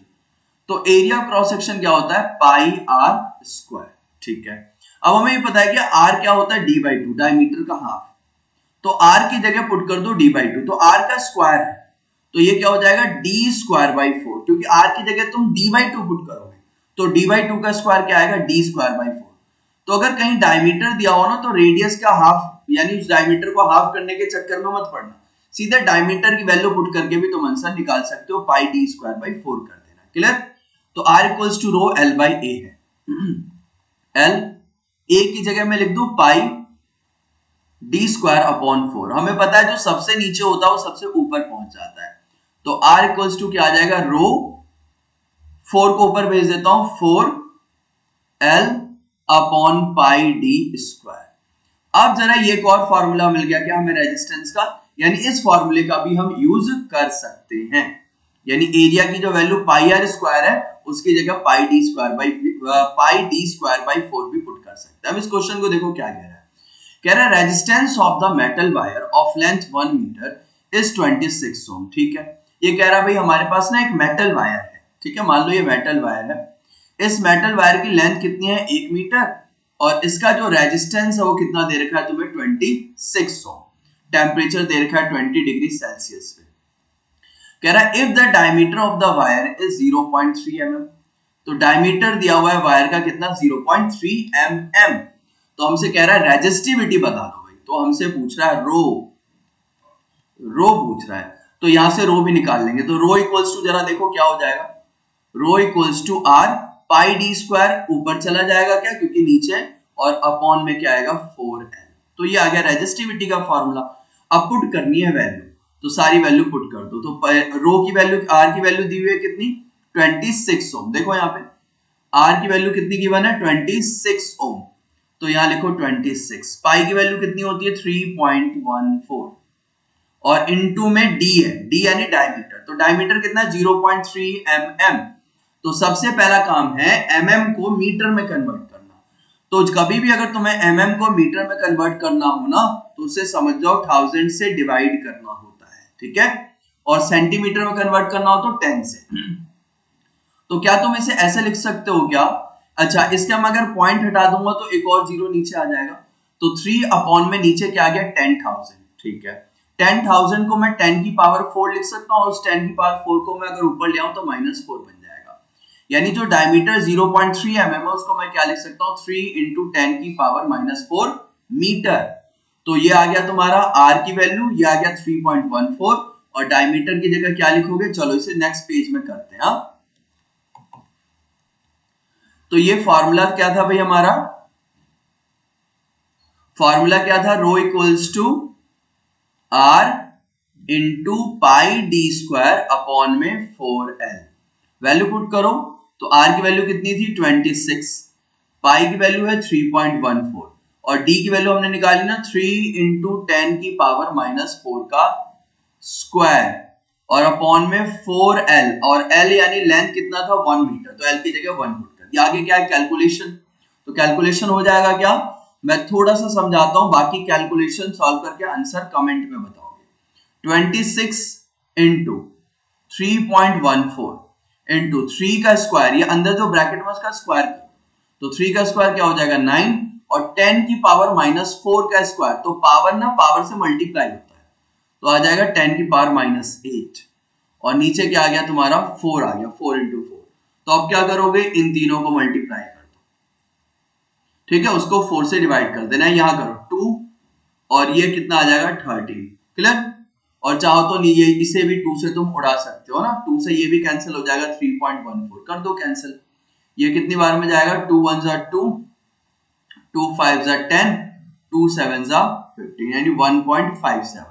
तो रेजिस्टिविटी क्या है 13 इंटू 1.57 इंटू 9 इंटू 10 की पावर -8, क्लियर। अब सॉल्व कर लेना, इसके बाद तो सिंपल मल्टीप्लाई है, इन तीनों को आपस में मल्टीप्लाई कर लेना, तुम्हें क्या मिल जाएगी रेजिस्टिविटी, क्लियर। हाँ अब रेजिस्टिविटी की यूनिट मैंने नहीं बताई है, तो रेजिस्टिविटी की यूनिट ध्यान रखो होती है ओम मीटर, क्या होती है ओम मीटर, इसे ध्यान रखना, क्लियर। चलो अब बढ़ते हैं थोड़ा आगे। अब नेक्स्ट क्वेश्चन क्या कह रहा है भाई हमसे, कह रहा है a wire of given material having length L and area of cross section A has a resistance of 4 ohm. What would be the resistance of the another wire of the same material having length L by 2 and area of cross section 2 है, ठीक है भाई। चलो solve करते हैं। ये कह रहा है हमारे पास ना एक वायर है, ठीक है, जिसकी लेंथ कितनी है L और एरिया ऑफ क्रॉस सेक्शन कितना है A। तो इसका जो रेजिस्टेंस है वो कितना दे दिया तुम्हें 4 ओम दे दिया, क्लियर। इसके रेजिस्टेंस कितना दे दिया 4 ओम दे दिया। अब ये कह रहा है अब इस वायर की जो लेंथ है उसको L/2 कर दिया, ठीक है, और उसका जो क्रॉस सेक्शनल एरिया है उसे क्या कर दिया 2a, थोड़ा बड़ा कर देता हूं, क्रॉस सेक्शनल एरिया क्या हो गया 2a हो गया। तो हमसे पूछ रहा है what would be the resistance of another wire of same material, यानी ये जो सेम मटेरियल, दोनों का मटेरियल सेम यानी दोनों की रेजिस्टिविटी सेम। तो जब इस वायर के लेंथ को तुमने हाफ कर दिया और एरिया ऑफ क्रॉस सेक्शन को 2a कर दिया डबल, तो अब इसका रेजिस्टेंस क्या होगा वो हमसे पूछ रहा है, तो निकाल देंगे, कोई प्रॉब्लम थोड़ी है। अच्छा अगर इसके रेजिस्टेंस की बात करें तो इसका रेजिस्टेंस क्या होगा, रेजिस्टिविटी कितनी है रो, लेंथ कितना है L, एरिया कितना है A, तो R equals to rho L by A which is equals to 4 है ना, इसकी वैल्यू R की वैल्यू तो 4 ही है, तो 4 के बराबर होगा। मान लेते हैं इसका रेजिस्टेंस R डैश, तो R डैश को निकालो, तो R रेजिस्टेंस का फार्मूला क्या होता है रो L बाई A, तो रो तो रो ही रहेगा, L की जगह आ गया L बाई 2 और A की जगह क्या आ गया 2A, तो R डैश इक्वल्स टू क्या आ गया रो L, ये वाला जो 2 है ये नीचे आके इस 2 से मल्टीप्लाई हो जाएगा, तो क्या बनेगा 4a। तो जरा ये देखो रो L बाई A, यहां से यहां तक ये किसके बराबर है R के बराबर है क्या, तो R डैश क्या आ गया R बाई 4, क्लियर। यानी जो नया वाला रेजिस्टेंस है ना, जो इस कंडक्टर का जो रेजिस्टेंस है वो कितना हो गया पहले वाले का 1/4 और पहले वाले का रेजिस्टेंस कितना दिया हुआ था 4 ओम दिया हुआ था, तो r डैश इक्वल्स टू कितना आ गया 4/4, कट के कितना आ गया 1 ओम। यानी जो तुम्हारा कंडक्टर जब तुमने उसकी लेंथ हाफ कर दी और एरिया क्रॉस सेक्शन डबल कर दिया तो उसका रेजिस्टेंस कितना हो गया, पहले वाले का 1/4 यानी घट गया। और ऑब्वियसली घटना भी चाहिए क्योंकि तुमने एरिया बढ़ा दिया, तो एरिया बढ़ाने से क्या होता है, रेजिस्टेंस घटता है। और लेंथ घटा दिया तो लेंथ घटाने से भी रेजिस्टेंस घटता है, तो घट के कितना आ गया 1 ओम आ गया। क्लियर? चलो अब बढ़ते हैं थोड़ा और आगे। नेक्स्ट है तुम्हारा कॉम्बिनेशन ऑफ रेजिस्टेंस। तो कॉम्बिनेशन ऑफ रेजिस्टेंस यानी रेजिस्टेंस को कंबाइन करने का तरीका। तो रेजिस्टेंस को कंबाइन करने के ना हमारे पास दो तरीके होते हैं। इनमें जो सबसे पहला होता है वो सीरीज कॉम्बिनेशन होता है। सीरीज कॉम्बिनेशन, ये डायग्राम दिख रहा है, एक रेजिस्टेंस मान लो यहाँ पे खत्म हुआ, वही से दूसरे रेजिस्टेंस को जोड़ दिया, दूसरा मान लो यहाँ खत्म हुआ, वही से तीसरे को जोड़ दिया। तो जब एक से दूसरा, दूसरे से तीसरा, तीसरे से चौथा इस तरीके से जुड़ा हुआ हो, उस कॉम्बिनेशन को हम क्या कहते हैं, सीरीज कॉम्बिनेशन कहते हैं। अब जरा ध्यान से देखो, यहाँ पे ये एक सीरीज कॉम्बिनेशन है, सभी रेजिस्टेंस को जोड़ा, फिर हमने एक बैटरी यहाँ पे इस बैटरी के साथ कनेक्ट कर दी। ये बैटरी का मान लो पॉजिटिव टर्मिनल और ये नेगेटिव टर्मिनल। तो करंट हमें पता है कहां से कहां फ्लो करता है, पॉजिटिव टू नेगेटिव फ्लो करेगा। क्लियर? कहां से कहां फ्लो करता है, पॉजिटिव से नेगेटिव की तरफ फ्लो करेगा। ओके, तो मान लो यहां से करंट, बैटरी ने हमें आई करंट दिया, तो ये आई करंट यहां पहुंचेगा, तो R3 के पास कितना करंट जाएगा, आई। R2 के पास भी कितना करंट गया, आई। R1 के पास भी कितना करंट गया, आई। और यही आई करंट घूम के बैटरी के पास आ गए। यानी सीरीज कॉम्बिनेशन के अंदर जो हमारा करंट होता है थ्रू ईच रजिस्टर, वो क्या होता है, सेम। यानी हर एक रजिस्टर के पास जो करंट होता है सीरीज कॉम्बिनेशन में, वो क्या होता है, सेम होता है। इसे याद रखना। क्लियर? इसी तरीके से अगर मैं पोटेंशियल डिफरेंस की बात करूं, पोटेंशियल ड्रॉप वो अलग होगा। मान लो यहाँ का पोटेंशियल V1 ड्रॉप हुआ, यहाँ का V2 ड्रॉप हुआ और यहाँ का V3 ड्रॉप हुआ, तो पोटेंशियल अलग होता है सबका। यानी I तो हर एक रजिस्टर का सेम होगा, बट V सबका क्या होगा, डिफरेंट होगा। क्लियर? उसके बाद एक फॉर्मूला ध्यान रखना है, R इक्विवेलेंट। यानी तीन रजिस्टर को तुमने सीरीज में कंबाइन कर दिया। अब तीनों रजिस्टर का जो नेट रेजिस्टेंस होगा, जो नेट रेजिस्टेंस, टोटल रेजिस्टेंस जिसे तुम कहते हो, वो कैसे निकलता है, तो सिंपल निकलता है भाई, उनका अलजेब्रिक सम कर दो और कुछ नहीं। क्या कर दो, अलजेब्रिक सम कर दो, तुम्हें टोटल रेजिस्टेंस या फिर equivalent resistance in series combination मिल जाएगा। फॉर एग्जांपल, मैंने कहा कि मेरे पास ये तीन रजिस्टर है, ये रजिस्टर, इसकी रेजिस्टेंस 1 ओम, ये 2 ओम और ये 3 ओम। तो हमसे कह रहा है फाइंड द नेट रेजिस्टेंस या टोटल रेजिस्टेंस। तो टोटल रेजिस्टेंस निकालने के लिए कुछ नहीं करना, क्या करना है, इनको सिंपल अलजेब्रिक सम कर दो। यानी 1 ओम प्लस 2 ओम प्लस 3 ओम, तो कितना आ गया भाई, ये 3 प्लस 2 5 प्लस 1 यानी 6 ओम आ गया। क्लियर? यानी ये जो R1 हमारा 1 ओम था, R2 जो हमारा 2 ओम है और R3 जो हमारा 3 ओम रजिस्टर था, इन तीनों का जो इक्विवेलेंट रेजिस्टेंस आया वो कितना आया, 6 ओम आया। क्लियर? तो जब भी सीरीज कॉम्बिनेशन में रजिस्टर हो तो कुछ भी अलग करने की जरूरत नहीं है, उन सभी रजिस्टर को सिंपल अलजेब्रिक सम कर दो, तुम्हें क्या मिल जाएगा भाई, उनका इक्विवेलेंट रेजिस्टेंस या फिर टोटल रेजिस्टेंस। क्लियर? अब यहां बहुत ही इंपॉर्टेंट बात एक मैं बताने जा रहा हूं, ध्यान से सुनना भाई। अगर मैं इन तीनों में से कहूं कि ये 1 ओम का रजिस्टर था, ये 2 ओम का रजिस्टर था और ये 3 ओम का रजिस्टर था, इन तीनों में सबसे ज्यादा कौन है, 3 ओम है, तो इनका जो इक्विवेलेंट रेजिस्टेंस आया वो कितना आया, 6 ओम आया। यानी सीरीज कॉम्बिनेशन के अंदर जो टोटल रेजिस्टेंस आता है वो इंडिविजुअली जो सबसे बड़ा रेजिस्टेंस होगा उससे भी बड़ा आता है। यानी इन तीनों में जो सबसे बड़ा रेजिस्टर है उसका रेजिस्टेंस क्या है, 3 ओम है, और जो तुम्हारा इक्विवेलेंट रेजिस्टेंस आया वो कितना आया, 6 ओम आया। यानी सबसे बड़े वाले से भी बड़ा रेजिस्टेंस आया। क्लियर? यानी एक एग्जांपल के तौर पे मैं तुमसे कहूं कि भाई मैंने तुम्हें ना कुछ रजिस्टर दे दिए, क्लियर, और तुम इन्हें ऐसे जोड़ो कि इनका जो नेट रेजिस्टेंस है वो उन में से जितने भी रजिस्टर, मान लो 5 रजिस्टर दिए मैंने, उन 5 रजिस्टर में से जो सबसे ज्यादा रेजिस्टेंस वाला रजिस्टर होगा उससे भी ज्यादा आए, तो तुम उन्हें कैसे जोड़ोगे, सीरीज में जोड़ोगे। क्लियर? एक बार और बताता हूं मैं तुम्हें। जैसे मैंने तुम्हें 5 रजिस्टर दिए, क्लियर, और मैं कह रहा हूं इन पांचों को इस तरीके से जोड़ो कि इनका जो इक्विवेलेंट रेजिस्टेंस आए इन पांचों में से जो सबसे ज्यादा है उससे भी ज्यादा आए, तो तुम उन पांचों को कैसे जोड़ोगे, सीरीज में जोड़ोगे। क्लियर? बात आई समझ में? चलो ये छोटी छोटी बातें सीरीज की ध्यान रखना। अच्छा, अब इसके ना कुछ चीजें और भी होती है जो देखो यहाँ पे, अगर मान लो तुमने कुछ रेजिस्टेंस है जिनको सीरीज में जोड़े हैं, तो उनके नुकसान या उनके फायदे क्या होते हैं। जैसे करंट हमारा इधर से जा रहा है, क्या पॉजिटिव टू नेगेटिव इस डायरेक्शन में फ्लो कर रहा है। मान लो किसी वजह से R3 ने काम करना बंद कर दिया, R3 खराब हो गया, R3 रजिस्टर था उसमें कुछ प्रॉब्लम आ गई, वो खराब हो गया, तो उसने काम करना बंद कर दिया।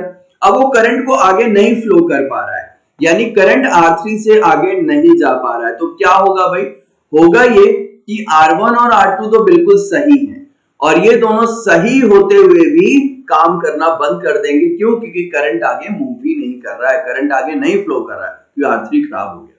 तो ये एक इनका हार्मफुल इफेक्ट होता है कि अगर रेजिस्टेंस में क्या होता है कि अगर कोई रेजिस्टर खराब हो जाता है ना, तो उसके पीछे वाले रेजिस्टर सही होते हुए काम नहीं करते हैं। क्यों नहीं करते? क्योंकि करंट आगे फ्लो नहीं कर पाता। तो दिवाली में अगर देखे होगे जो चाइनीज लाइट होती है उनमें यही प्रॉब्लम होता है, कोई एक बल्ब अगर आगे की डिफ्यूज हो जाए, खराब हो जाए ना, तो करंट अगर आगे फ्लो नहीं कर पा रहा तो बाकी के बल्ब सही होते हुए भी काम करना बंद कर देते हैं। क्लियर? तो ये एक प्रॉब्लम होता है। हाँ, फायदा इसका तुम यही कह सकते हो, क्या? क्योंकि भाई इसमें खर्चा कम आता है। एक ही वायर के साथ तुमने तीनों के तीनों रेजिस्टेंस को क्या कर दिया, कनेक्ट कर दिए। एक ही स्विच से तीन रेजिस्टर का तुमने कनेक्शन दे दिया, तो वहां पे थोड़ी सी बचत हो जाती है। क्लियर? लेकिन इसके नुकसान भी काफी हैं जो तुमने अभी समझे। चलो आगे बढ़ते हैं थोड़ा। नेक्स्ट आता है तुम्हारा पैरेलल कॉम्बिनेशन। तो पैरेलल कॉम्बिनेशन में क्या होता है, मान लो यहां पे कुछ इस तरीके का कनेक्शन है, ऐसा, ये मैंने यहां पे 3 रजिस्टर ले लिए भाई। ये है मेरा R1, ये है R2 और ये क्या है R3, और इसे मैंने अपने बैटरी के साथ ऐसे कनेक्ट कर दिया।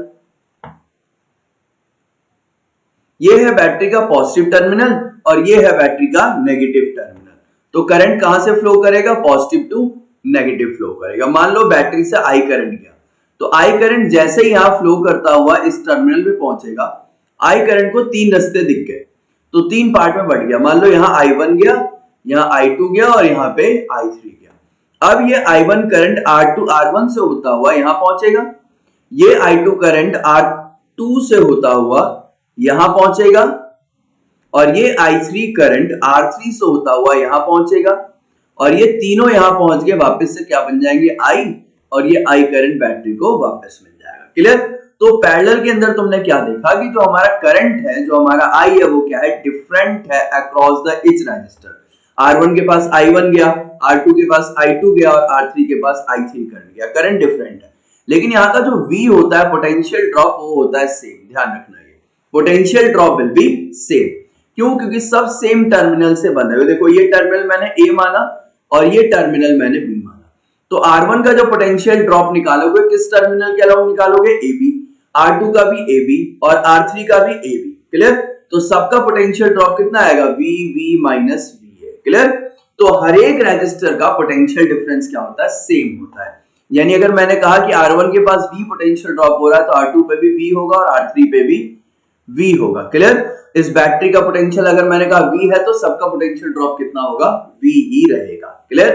ये चीज ध्यान रखना।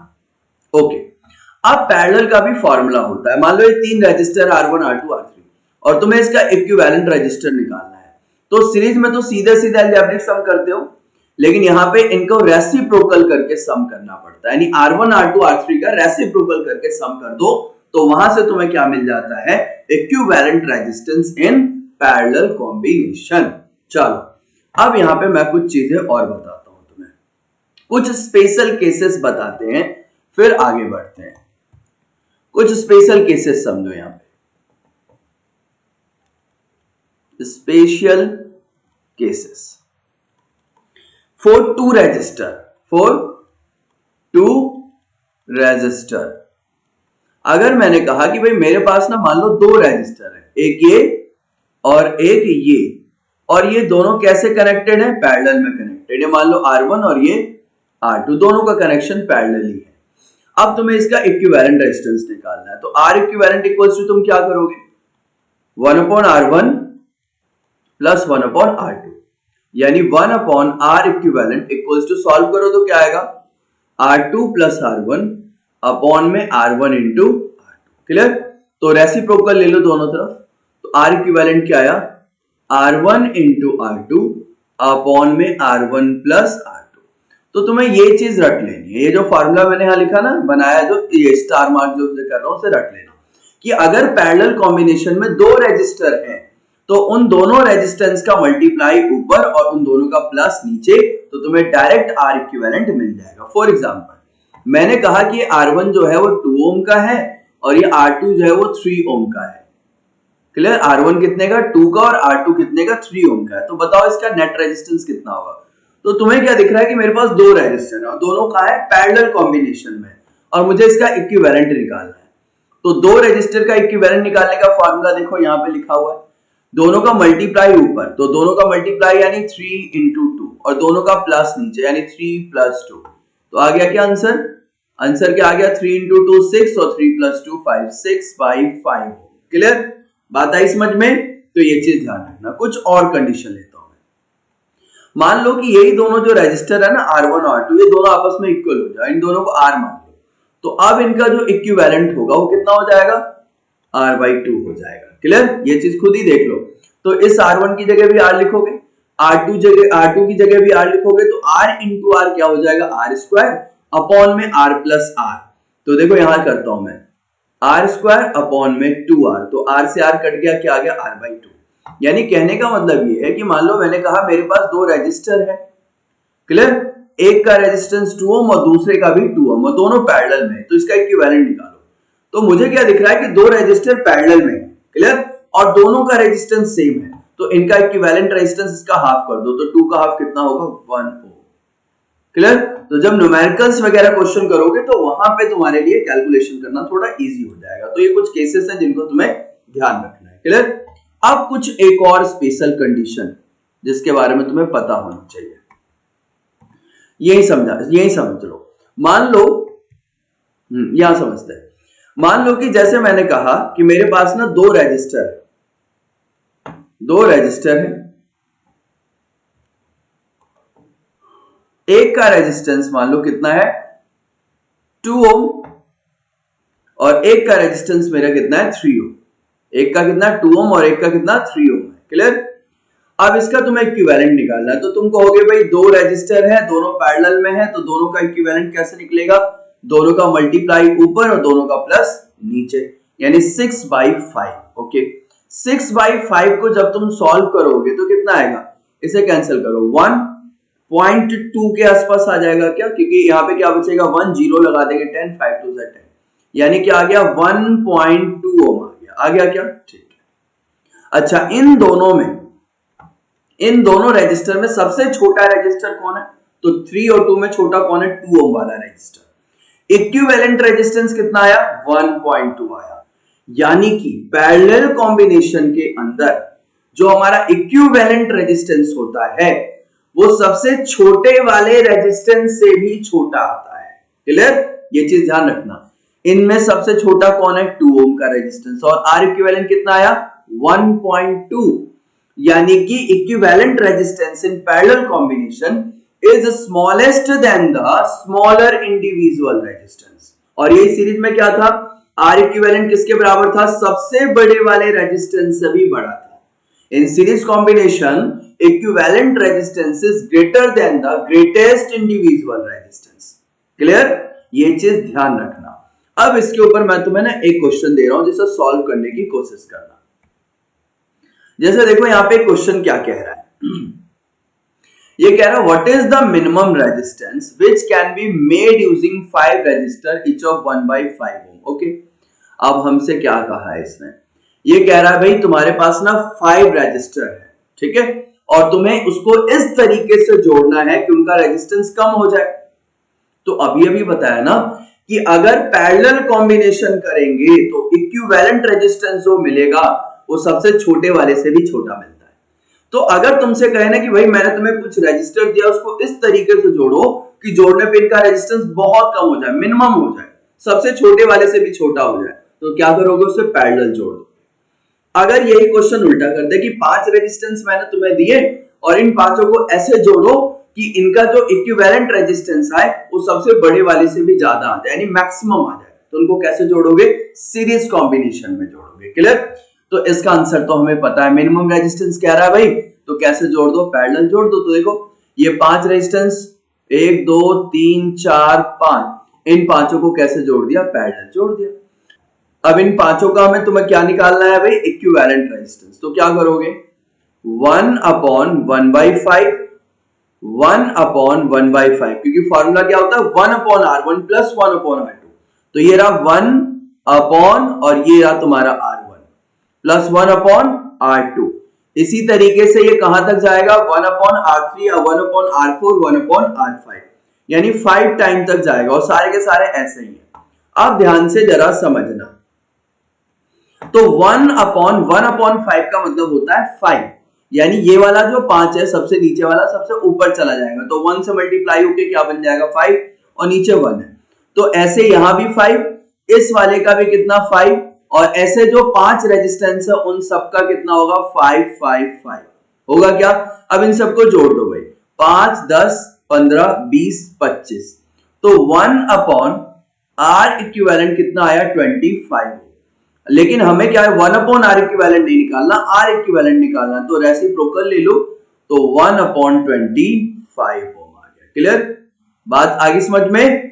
चलो, तो आंसर इसका क्या होगा? आंसर इज बी, यानी 5 रेजिस्टेंस को इस तरीके से जोड़ो कि उनका रेजिस्टेंस सबसे कम हो जाए। तो 1/5 था, अब आंसर कितना आया? 1/25, और छोटा हो गया। क्लियर? तो ये आ गया तुम्हारा आंसर। चलो, अब नेक्स्ट क्वेश्चन क्या है देखते हैं। नेक्स्ट क्वेश्चन अब देखो क्या कह रहा है। What is the maximum resistance which can be made using 5 resistor of 1/5? अब वही रेजिस्टर है 1/5 वाले 5, लेकिन उन पांचों को इस तरीके से जोड़ना है कि रेजिस्टेंस मैक्सिमम हो जाए। तो कैसे जोड़ोगे? सीरीज में जोड़ दो भाई उन्हें। तो देखो यहाँ पे कैसा जोड़ दिया भाई? 1/5 1/5, सबको कैसे जोड़े हुए? 1/5 1/5 1/5 1/5। क्लियर? तो भाई अब इनको जोड़ दो। तो सीरीज में कैसे जोड़ते हैं इक्विवेलेंट निकालने के लिए? सीधा सीधा 1/5 प्लस 1/5 प्लस 1/5 प्लस 1/5 प्लस 1/5, यानी 1/5 कितनी बार है? 5 बार। तो डायरेक्ट इसे ऐसे लिख सकता हूं मैं, 5 × 1/5 करके कितना आ गया? 1 Ω। क्लियर? यानी D option is correct. Clear? यानी सबका रेजिस्टेंस कितना था? 1/5, सबको जोड़ने पे कितना आया? 1 आ गया, यानी बढ़ गया ना। 1/5 छोटा होता है, 1 ज्यादा होता है, बड़ा होता है, तो बढ़ गया, रेजिस्टेंस मैक्सिमम आ गया। क्लियर?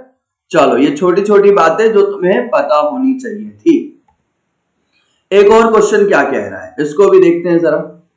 ये तुम्हारे एनसीईआरटी का क्वेश्चन है।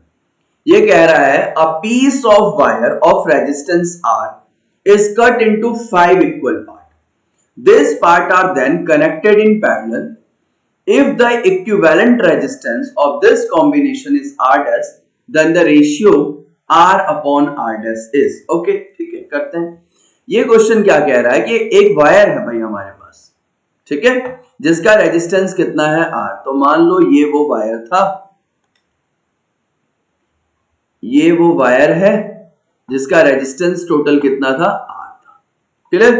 अब उस वायर को तुमने क्या किया? 5 इक्वल पार्ट में कट कर दिया। 1 2 3 4 5 हो गया। First part, second part, third part, fourth part और ये फिफ्थ पार्ट। 5 इक्वल पार्ट में तुमने इस पूरे वायर को कट किया। तो सबका रेजिस्टेंस कितना हो जाएगा? R/5, क्योंकि इक्वल पार्ट में कट किया है तो सबका रेजिस्टेंस भी इक्वल हो जाएगा। कितना? जो टोटल रेजिस्टेंस R था वो 5 पार्ट में डिवाइड हो जाएगा। R/5 R/5 R/5 R/5। अब तुमने क्या किया? ये कह रहा है अब जो ये पार्ट है उनको तुमने कैसे कनेक्ट किया? पैरेलली कनेक्ट किया। This part R then connected in parallel. तो मान लो इस तरीके से तुमने कनेक्ट कर दिया। ये रहा पहला पार्ट, ये रहा भाई तुम्हारा दूसरा पार्ट, ये रहा भाई तीसरा पार्ट, ये रहा भाई चौथा पार्ट। पहला, दूसरा, तीसरा, चौथा, पांचवा। तुमने इस तरीके से इनको पैरेलली मान लो सबको कनेक्ट कर दिया। ठीक है, यहां से करंट गया, सभी में कुछ करंट इधर इधर इधर डिवाइड हो गया, बाद में इधर गया। तो अब तुमसे कह रहा है इसका इक्विवेलेंट रेजिस्टेंस जो है वो कितना है? आर डैश, तो तुमसे आर अपॉन आर डैश का रेशियो पूछ रहा है। तो सबसे पहले आर डैश निकाल लो। तो आर डैश क्या होगा भाई, 1 अपॉन आर बाई 5, क्योंकि ये जो भी वायर है सबका रेजिस्टेंस कितना है, आर बाई 5, आर बाई 5, तो सभी पैरेलल में कनेक्ट है। तो पैरेलल में क्या होता है, 1 upon R one plus 1 upon R two plus 1 upon R three. तो ये मैंने कहा 1 अपॉन आर वन यानी आर बाई 5, दूसरा वाला भी आर बाई 5, तीसरा वाला भी आर बाई 5, चौथा वाला भी आर बाई 5, यानी 5 टाइम लिख दिया मैंने। ऐसे ऐसे 5 टाइम तक तुम्हें लिखना है, ठीक है। एक सेकेंड,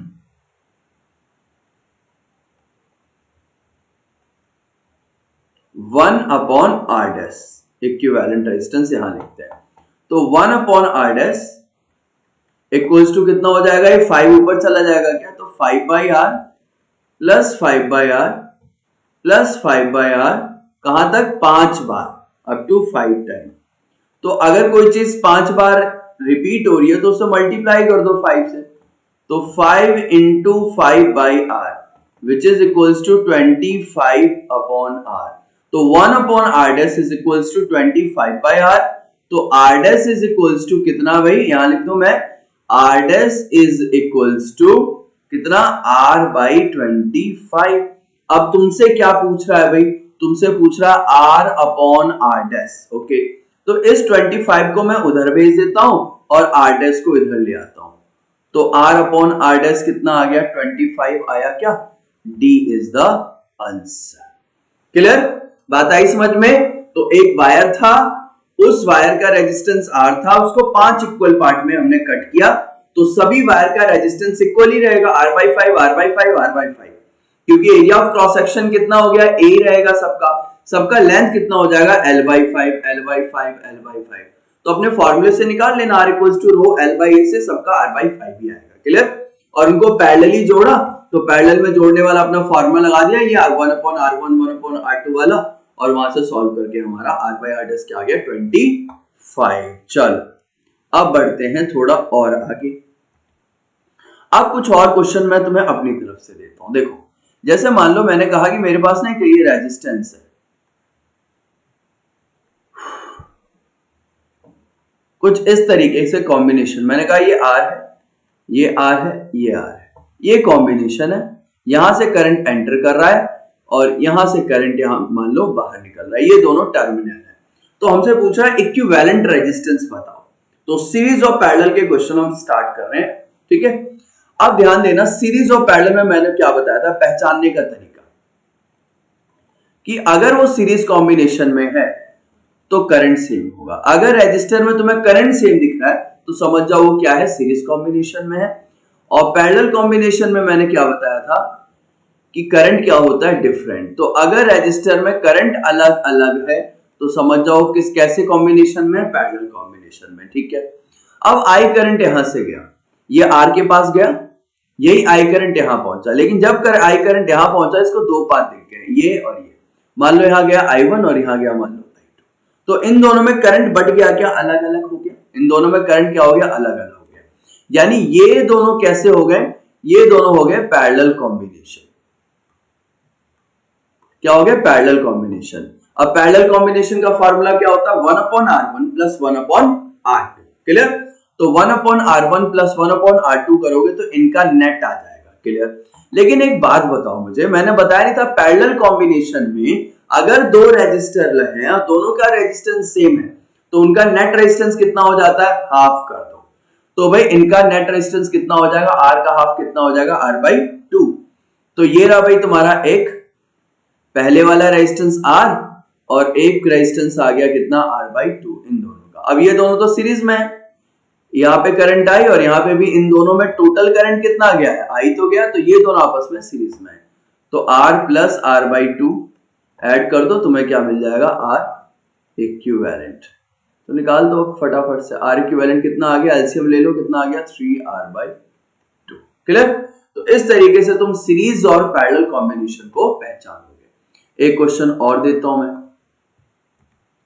मान लो मैंने कहा कि एक ना मेरे पास कुछ ऐसा शेप है, ध्यान से समझना जरा इसे, इस तरीके का ऐसा ट्रायंगल। ट्रायंगल के तीनों वर्टिसेस हैं और तीनों वर्टिसेस पे मैंने एक एक रेजिस्टेंस फिट कर दिया, आर आर आर। अब करंट जो है ना, टर्मिनल मैंने ये दे दिया ए और बी, यानी करंट यहां से एंटर कर रहा है और यहां से बाहर निकल रहा है। ठीक है, अब खुद ही सोचो, जैसे मान लो यहां से आई करंट गया, आई करंट जैसे यहां पहुंचा, इसको दो रास्ते दिख गए क्या? मान लो यहां गया I1 और यहां क्या गया I2 गया। ठीक है, ये I1 करंट यहां से होता हुआ यहां पहुंचेगा, तो इसमें भी तो I1 ही जाएगा। यानी कहने का मतलब ये है, मान लो ये फर्स्ट रेजिस्टेंस है, ये सेकंड और ये थर्ड है, तो ये फर्स्ट और सेकंड जो रेजिस्टेंस है ये दोनों आपस में कैसे हैं? सीरीज में है क्या? क्यों? क्योंकि दोनों में सेम करंट जा रहा है। फर्स्ट वाले रेजिस्टेंस में भी कितना करंट गया I1 और सेकंड वाले में भी कितना गया I2, तो ये दोनों तो सीरीज में है। तो इन दोनों का जो नेट रेजिस्टेंस उसको मैं R' मान लेता हूं, तो R' क्या होगा? दोनों को सीधा सीधा जोड़ दो, R' कितना आ गया? 2R, यानी R1 ये फर्स्ट रेजिस्टेंस और सेकंड रेजिस्टेंस का इक्विवेलेंट कितना आ गया? 2R। अब ये दोनों का जो नेट आया है वो इस थर्ड वाले के साथ कैसा है? पैरेलल। क्यों? क्योंकि इसमें I2 करंट गया है और इन दोनों में कितना गया है भाई? I1 करंट गया, तो करंट डिफरेंट यानी पैरेलल कॉम्बिनेशन। तो मेरे पास एक रेजिस्टर है कितना? 2R और एक रेजिस्टर है कितना? R, और ये दोनों किस में है? पैरेलल में है। तो अब मुझे निकालना है इक्विवेलेंट। तो अब इक्विवेलेंट निकाल देंगे क्या? तो बताया था अगर दो रेजिस्टर पैरेलल में हैं तो उन दोनों का मल्टीप्लाई ऊपर, हाँ, और दोनों का प्लस नीचे। तो 2R इंटू R क्या आ गया? 2R स्क्वायर, और 2R प्लस R क्या आ गया? 3R। तो एक R से एक R कैंसिल, आंसर क्या आ गया? 2R/3। क्लियर? बात आगे समझ में? चलो, तो ये है भाई हमारा R इक्विवेलेंट। चलो, तो ये समझ में आ गया क्या? सीरीज कॉम्बिनेशन और पैरेलल कॉम्बिनेशन। अच्छा, इसी क्वेश्चन में मान लो मैं कुछ और आगे एक्सटेंड कर देता थोड़ा। इसी क्वेश्चन में मैंने कहा कि मैंने ना एक रेजिस्टर यहां भी लगा दिया,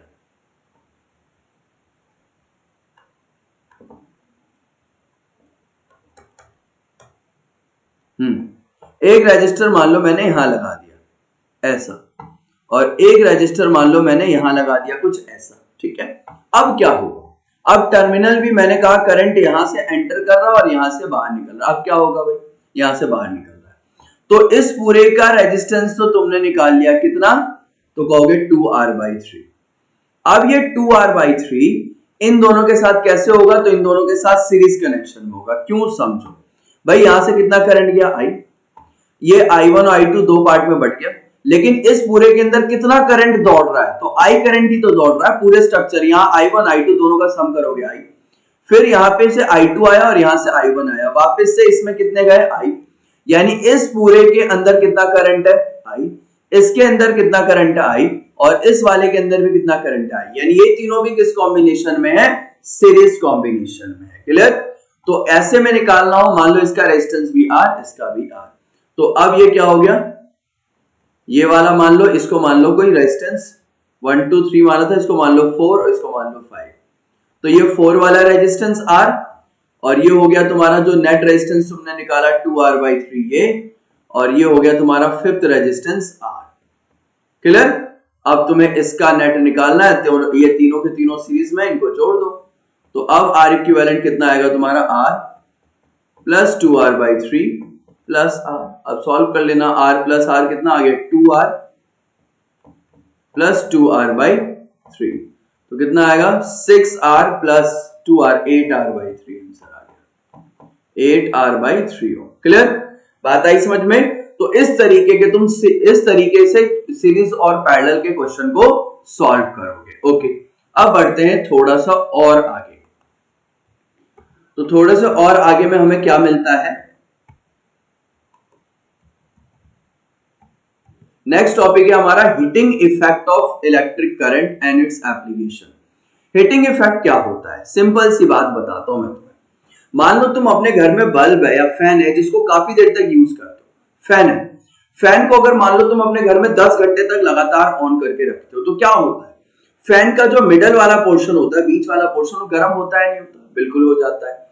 इसी तरीके से बल्ब को अगर तुम मान लो पूरे दिन पूरी रात तक जला के रखो, तो बल्ब का भी जो हमारा पोर्शन होता है वो भी गर्म होता है नहीं होता? बल्ब भी गर्म हो जाती है। यानी कि किसी भी इलेक्ट्रिकल एप्लायंसेस को जब काफी देर तक यूज करते हैं तो उसमें कुछ हीट आ जाती है, आता नहीं आता? और कुछ इलेक्ट्रिकल अप्लायंसेस क्या होते हैं, वो बने ही ऐसे होते हैं कि उनमें जैसे ही तुम करंट दोगे वैसे ही वो हीट प्रोड्यूस करके देते हैं। जैसे तुम्हारा इलेक्ट्रिक आयरन है, गीजर है, टोस्टर है, माइक्रोवेव ओवन है, इनमें तो करंट देते ही तुम्हें क्या मिलता है, हीट, क्योंकि वो हीट पर्पस से बनाए ही जाते हैं। यानी हीटिंग इफेक्ट होता क्या है, यानी जो तुम इलेक्ट्रिक एनर्जी दे रहे हो ना, वो जो तुम्हारी इलेक्ट्रिक एनर्जी है वो किस में कन्वर्ट हो जाए, हीट एनर्जी में कन्वर्ट हो जाए। इसी फिनोमिना को हम क्या कहते हैं, heating effect of electric current. यानी किसी कंडक्टर में हम करंट दे रहे हैं और हमारा जो करंट है यानी इलेक्ट्रिक एनर्जी है वो किस फॉर्म में कन्वर्ट हो जाए, हीट में कन्वर्ट हो जाए। इसी फिनोमिना को हम क्या कहते हैं भाई, heating effect of electric current. अब बल्ब है, बल्ब में तुम कंटिन्यूअसली जला रहे हो, करंट दे रहे हो, इलेक्ट्रिक एनर्जी प्रोवाइड कर रहे हो, तो वहां पे क्या होता है कि कुछ अमाउंट ऑफ इलेक्ट्रिक एनर्जी किस में कन्वर्ट हो जाता है, हीट में कन्वर्ट हो जाता है। क्लियर? लेकिन हाँ, वहां पे हमें हीट की जरूरत नहीं है, लेकिन इलेक्ट्रिक आयरन की बात करें तो वहां पे हीट की हमें जरूरत है। तो कहीं पे हीटिंग इफेक्ट की जरूरत होती है और कहीं पे हीटिंग इफेक्ट की जरूरत नहीं होती है, और वहां पे अगर हीट प्रोड्यूस हो रहा है तो वेस्टेज माना जाता है। जैसे बल्ब में हीट प्रोड्यूस हो रहा है, वेस्टेज माना जाएगा। पंखे में हीट है तो वो वेस्टेज माना जाएगा। क्लियर? बात आई समझ में? तो चलो अब कुछ चीजें मैं तुम्हें यहाँ पे बताता हूँ। जैसे ये डेफिनेशन क्या लिखा है, इसको पढ़ लेते हैं। When an electric current is passed through a conductor, the conductor become hot after some time and produce heat. यही तो हमने समझा।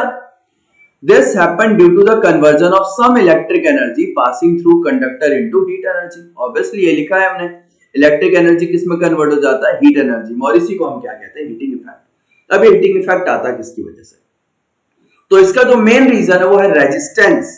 क्या है, रेजिस्टेंस।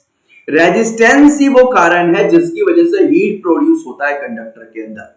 अब जिस कंडक्टर का रेजिस्टेंस जितना ज्यादा होगा, या एक रेजिस्टेंस या रेजिस्टिविटी कह लो, जिस कंडक्टर की रेजिस्टिविटी जितनी हाई होगी वो उतना ज्यादा तुम्हें हीटिंग इफेक्ट देगा, और जिस कंडक्टर की रेजिस्टिविटी जितनी कम होगी वो उतना कम तुम्हें क्या देगा, कम हीटिंग इफेक्ट देगा। तो अब यहां पे कुछ बातें करता हूं मैं, ये तो समझ में आ गया हीटिंग इफेक्ट। अब कुछ एप्लीकेशन से रिलेटेड मैं तुमसे यहाँ पे कुछ बातें करता हूं कि मान लो हीटिंग इफेक्ट जो है इसका यूज भी है। यूज कहां कहां है, इसके एप्लीकेशंस क्या क्या है, तो इलेक्ट्रिक आयरन में है, इलेक्ट्रिक आयरन में इसका यूज है। और कहां यूज है भाई, तो तुम कह सकते हो गीजर में इसका यूज होता है, पानी वगैरह के जो गर्म करते हो वहां यूज होता है। और कहां यूज होता है, तो इलेक्ट्रिक फ्यूज होते हैं तुम्हारे,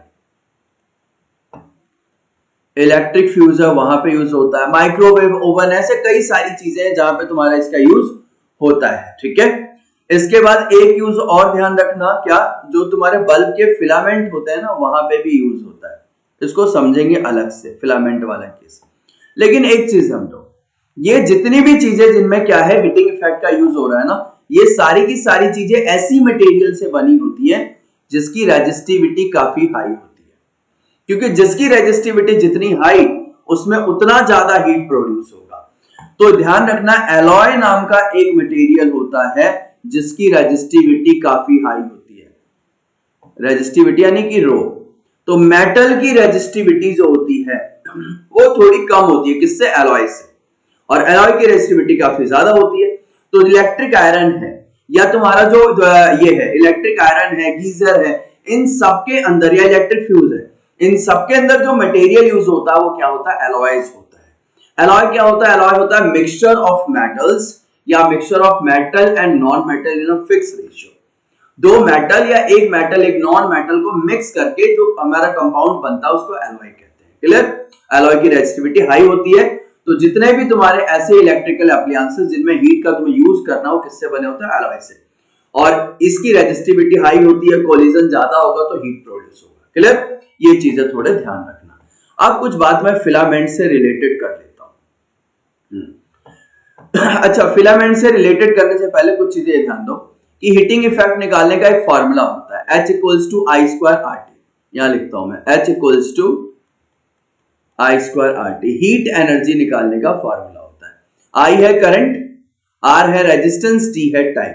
यानी तुम ये भी कह सकते हो heat energy is directly proportional to the square of current. जितना ज्यादा तुम करंट दोगे किसी कंडक्टर को उतना ज्यादा तुम्हें उसमें हीट एनर्जी मिलेगा। सेकंड तुम ये कह सकते हो H is exactly proportional to R, जितना ज्यादा रेजिस्टेंस होगा उतना ज्यादा वहां पे हीटिंग इफेक्ट प्रोड्यूस होगा, हीट एनर्जी प्रोड्यूस होगा। And heat is exactly proportional to the time, यानी जितने लंबे टाइम के लिए तुम यूज कर रहे हो उसमें उतना ज्यादा हीट प्रोड्यूस होगा। इसको कहते हैं Joule's law of heating effect. क्या कहते हैं इसे? Joules law of heating effect. Clear? बात आई समझ में? इसे ध्यान रखना थोड़ा। और ये हीट एनर्जी है H equals to I square RT। अब मैं बल्ब की बात कर रहा था ना, फिलामेंट की। अच्छा, ये एप्लीकेशंस तुम्हें दिए हुए हैं, इसके एप्लीकेशंस क्या क्या हैं यहाँ पे बने हुए हैं। क्या क्या एप्लीकेशंस है भाई? इलेक्ट्रिक हीटर है, इलेक्ट्रिक आयरन है, इलेक्ट्रिक रूम हीटर है, इमर्शन हीटर है, इलेक्ट्रिक केटल, केटल होते हैं ना पानी वगैरह गर्म करते हैं, हेयर ड्राई, ये सारे के सारे तुम्हारे हीटिंग इफेक्ट के एप्लीकेशंस हैं। क्लियर? चलो, अब मैं फिलामेंट की बात कर रहा था, थोड़ा इसको भी समझ लो। देखो, पहले जो बल्ब यूज करते थे, पहले के अभी भी बहुत जगह बल्ब यूज करते हैं, वो कुछ ऐसे होते थे क्या? उसके अंदर एक फिलामेंट होता था। ये जो फिलामेंट दिख रहा है ना तुम्हें, ये टंगस्टन नाम के मटेरियल से बना होता है। किसका बना होता है ये? टंगस्टन का। और टंगस्टन मटेरियल का जो मेल्टिंग पॉइंट होता है वो काफी हाई होता है, 3380 डिग्री सेल्सियस। 3380 डिग्री सेल्सियस होता है। क्लियर? तो ये चीज ध्यान रखना। अब ये क्या होता है कि जो तुम करंट देते थे ना, जो बल्ब होती थी 100 वाट की बल्ब, 100 वाट का बल्ब होता था बेसिकली। तो यहां जो तुम करंट देते थे ना, उस करंट का 80% पार्ट, कितना ध्यान रखना, 80% पार्ट जो होता था ना, वो हीट में यूज होता था। यानी पहले फिलामेंट को गर्म करना पड़ता था। तो जो भी तुम इलेक्ट्रिक एनर्जी प्रोवाइड कर रहे हो, उसका 80% एनर्जी कहां पे लगता था? इस फिलामेंट को गर्म करने में। फिर उसके बाद जब ये गर्म होता था, उसके बाद बाकी की एनर्जी से वो लाइट रेडिएट करता था। क्लियर? लेकिन एक चीज और भी होता था, ये जो बल्ब था ना, इसके अंदर गैस भरे जाते थे।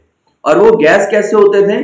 इनर्ट गैस होते थे। वो गैस कैसे होते हैं? इनर्ट गैस, जो रिएक्शन ना करे। जैसे कि आर्गन भर दो, नाइट्रोजन भर दो, तो ये सारे के सारे तुम्हारे इनर्ट गैस थे। कार्बन मत भर देना, क्योंकि कार्बन रिएक्शन कर जाएगा ऑक्सीजन के साथ तो कार्बन डाइऑक्साइड बन जाएगा, बल्ब काला हो जाएगा, फिर लाइट एमिट नहीं कर पाएगा वो। ठीक है? इसलिए इनर्ट गैस भरते थे। लेकिन अब इसमें प्रॉब्लम यह है कि हम जितनी भी एनर्जी देते थे ना, उसका 80% एनर्जी तो समझो वेस्ट ही हो रहा है ना गर्म करने में। बाकी की बची हुई एनर्जी से हमें क्या मिलता है? लाइट मिलता है। लेकिन अब जो हम अपने घर में बल्ब यूज करते हैं, वो कौन सा बल्ब होता है? तो वो होता है एलईडी। अब एलईडी बल्ब के अंदर ना जो हीट करने वाला फिनोमिना वो है ही, उसको हीट करने की जरूरत नहीं होती, उसे सीधा तुम करंट दो और तुम्हें वो लाइट एमिट करके दे देगा। यानी एलईडी के अंदर 80% जो एनर्जी या फिलामेंट को गर्म करने में लग रही थी, वो जरूरत ही नहीं, यानी 80% एनर्जी यहाँ पे क्या होती है? सेव हो जाती है। सिर्फ 20% एनर्जी जो हमारा जरूरत था लाइट को एमिट करने का, वो ही यूज होता है और उसी का फिर तुम्हें बिल भरना पड़ता है 20% एनर्जी का। तो एलईडी अगर हम यूज करें तो हम काफी ज्यादा इलेक्ट्रिसिटी को सेव कर सकते हैं। क्लियर? चलो, एक चीज और समझ लो इलेक्ट्रिक फ्यूज के बारे में। हाँ, यह स्पेस है। इलेक्ट्रिक फ्यूज जो होता है उसका काम क्या होता है? ये तो सबको पता होगा। इलेक्ट्रिक फ्यूज ना एलॉय से बना होता है, नाइक्रोम। ठीक है? नाइक्रोम नाम का एक एलॉय होता है, इससे बना होता है, एलॉय होता है ये, इससे बना होता है तुम्हारा इलेक्ट्रिक फ्यूज। इलेक्ट्रिक फ्यूज का काम क्या होता है? हमारे इलेक्ट्रिकल एप्लायंसेस जो है उनको खराब होने से बचाता है।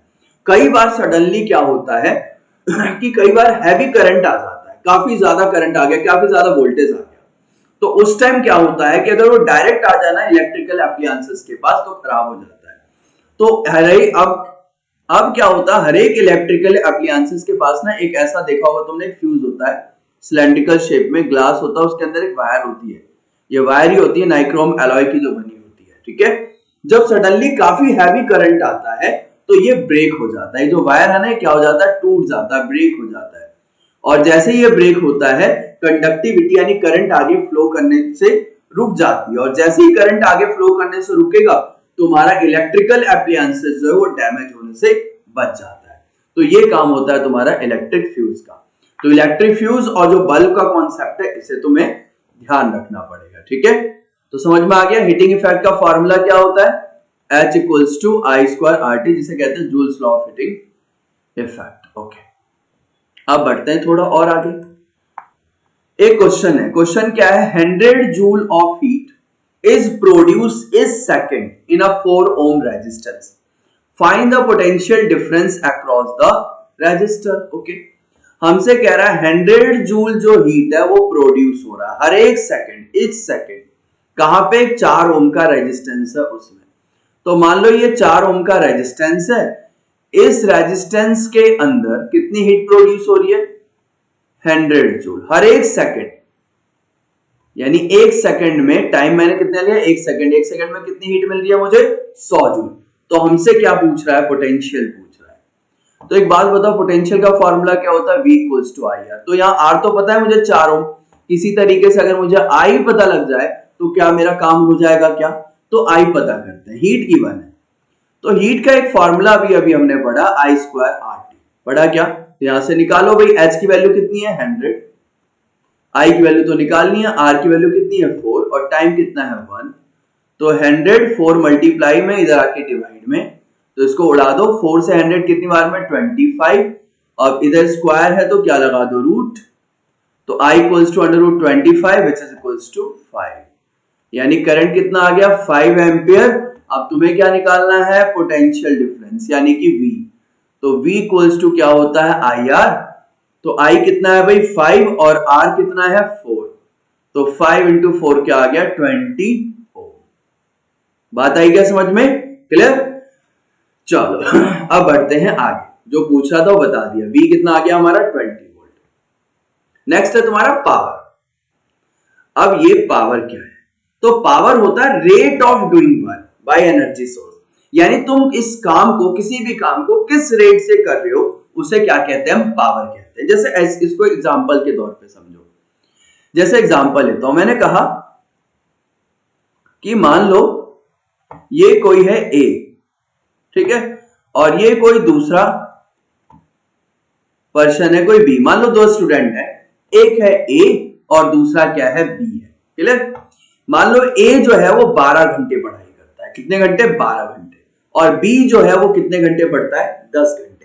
तो अगर मैं तुमसे एनर्जी पूछूं तो एनर्जी किसकी ज्यादा होगी, तो तुम ऑब्वियसली कहोगे A की, क्यों, क्योंकि A ने 12 घंटे पढ़ाई करी और B ने 10 घंटे पढ़ाई करी है। एनर्जी होती है कैपेसिटी टू डू वर्क, काम करने की जो कैपेसिटी होती है, क्षमता जो होती है, उसी को एनर्जी कहते हैं। तो किसकी काम करने की क्षमता ज्यादा है, तो इसने 12 घंटे करा और इसने 10 घंटे करा, तो एनर्जी इसकी ज्यादा होगी, क्लियर। एनर्जी की बात करें तो energy of A is greater than energy of B. लेकिन अगर मैं तुमसे कहूं कि जो काम इसने 12 घंटे में किया ना, वो काम इसने 10 घंटे में ही कर दिया, तो भाई पावर किसकी ज्यादा, तो पावर जो है ना वो बी की ज्यादा हो गई ये से, क्योंकि रेट जो है, काम करने का जो स्पीड है, काम करने का जो रेट है इसका, वो बी का ज्यादा है। किस रेट से काम हो रहा है उसको कहते हैं पावर, किस स्पीड से, किस रेट से तुमने काम किया उसे कहते हैं पावर। तो पावर किसका ज्यादा, भाई बी का ज्यादा है, क्लियर। तो पावर का फॉर्मूला क्या होता है, वर्क अपॉन टाइम, और work is nothing but energy. तो ये लिखा है energy, electric energy dissipated upon में टाइम, इसी को हम क्या कहते हैं, पावर कहते हैं।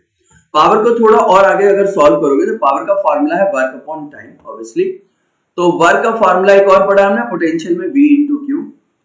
तो P इक्वल्स टू क्या आ गया, V क्यू अपॉन टी। तो V क्यू बाई टी क्या होता है, यहां से जरा देखो, क्यू बाई टी बन रहा है, क्यू बाई टी होता है I। तो पावर का एक और फॉर्मूला मिल गया हमें, V इंटू आई। और आगे भी बढ़ा सकते हो, तो एक और फॉर्मूला तुमने पढ़ा है V equals to I R. तो इस V की जगह लिख देता हूं मैं आई आर इंटू आई।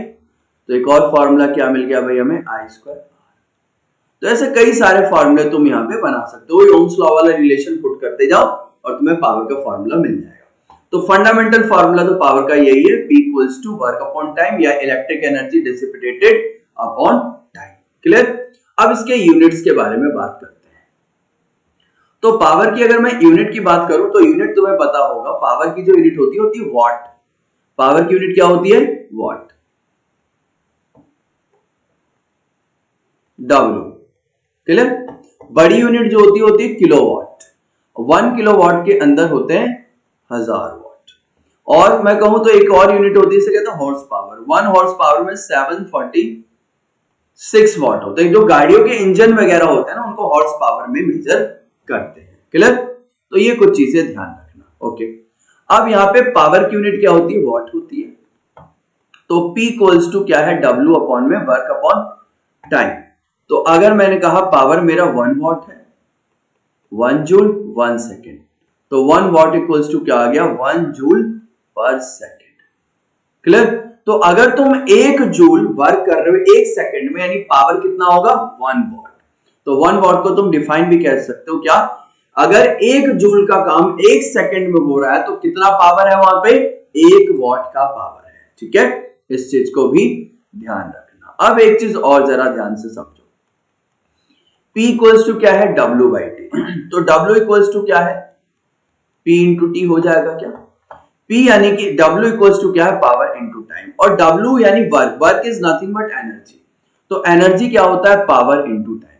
यानी अगर कहीं पे देखो कि पावर और टाइम आपस में मल्टीप्लाई हो रहे हैं ना, तो समझ जाओ तुम्हें क्या देगा? एनर्जी देगा। पावर यानी कि वॉट या किलोवाट। तो वॉट या किलोवाट जैसी कोई क्वांटिटी है और दूसरी क्वांटिटी टाइम से रिलेटेड, सेकंड, मिनट या आवर से रिलेटेड कोई क्वांटिटी है, ऐसी दो क्वांटिटी अगर आपस में मल्टीप्लाई हो रही है तो समझ जाओ वो क्या, किसकी बात कर रहा है? एनर्जी की बात कर रहा है। क्लियर? बात आई समझ में? चलो अब थोड़ा और आगे बढ़े। एक क्वेश्चन यहां पे दे रखा है, क्या है? An electric bulb is connected to a 220 volt generator. The current is 0.50 ampere. What is the power of the bulb? ठीक है भाई, अब ये क्वेश्चन बड़ा सिंपल है। ये क्वेश्चन क्या कह रहा है? ये कह रहा है कि इलेक्ट्रिक बल्ब है जो कि 220 वोल्ट के जनरेटर के साथ कनेक्ट है। ओके, 220 वोल्ट का मतलब पोटेंशियल डिफरेंस दे रखा है कितना? 220 वोल्ट। और करंट कितना दिया हुआ है भाई? 0.50 एम्पियर। हमसे क्या पूछ रहा है? तो भाई हमसे पूछ रहा है पावर। तो पावर का फार्मूला क्या होता है? पावर का फार्मूला होता है V इंटू आई, पोटेंशियल डिफरेंस इंटू में करंट। तो आ गया आंसर।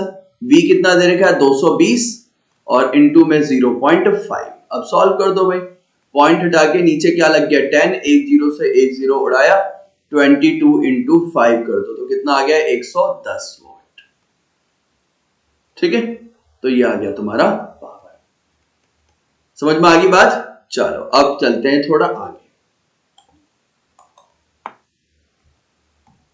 अच्छा, ये कुछ यहाँ पे चार्ट दिए जो हमने पढ़ा उसी से रिलेटेड है कि भाई यहाँ पे एक डिफरेंस दिया हुआ है एनर्जी के बीच में और पावर के बीच में। तो इलेक्ट्रिक एनर्जी मैंने तुम्हें बताया क्या होता है? Power into time. ये दिख रहा है क्या फॉर्मूला? पावर को अगर तुम टाइम से मल्टीप्लाई करते हो तुम्हें क्या मिल जाएगा भाई? Electric energy.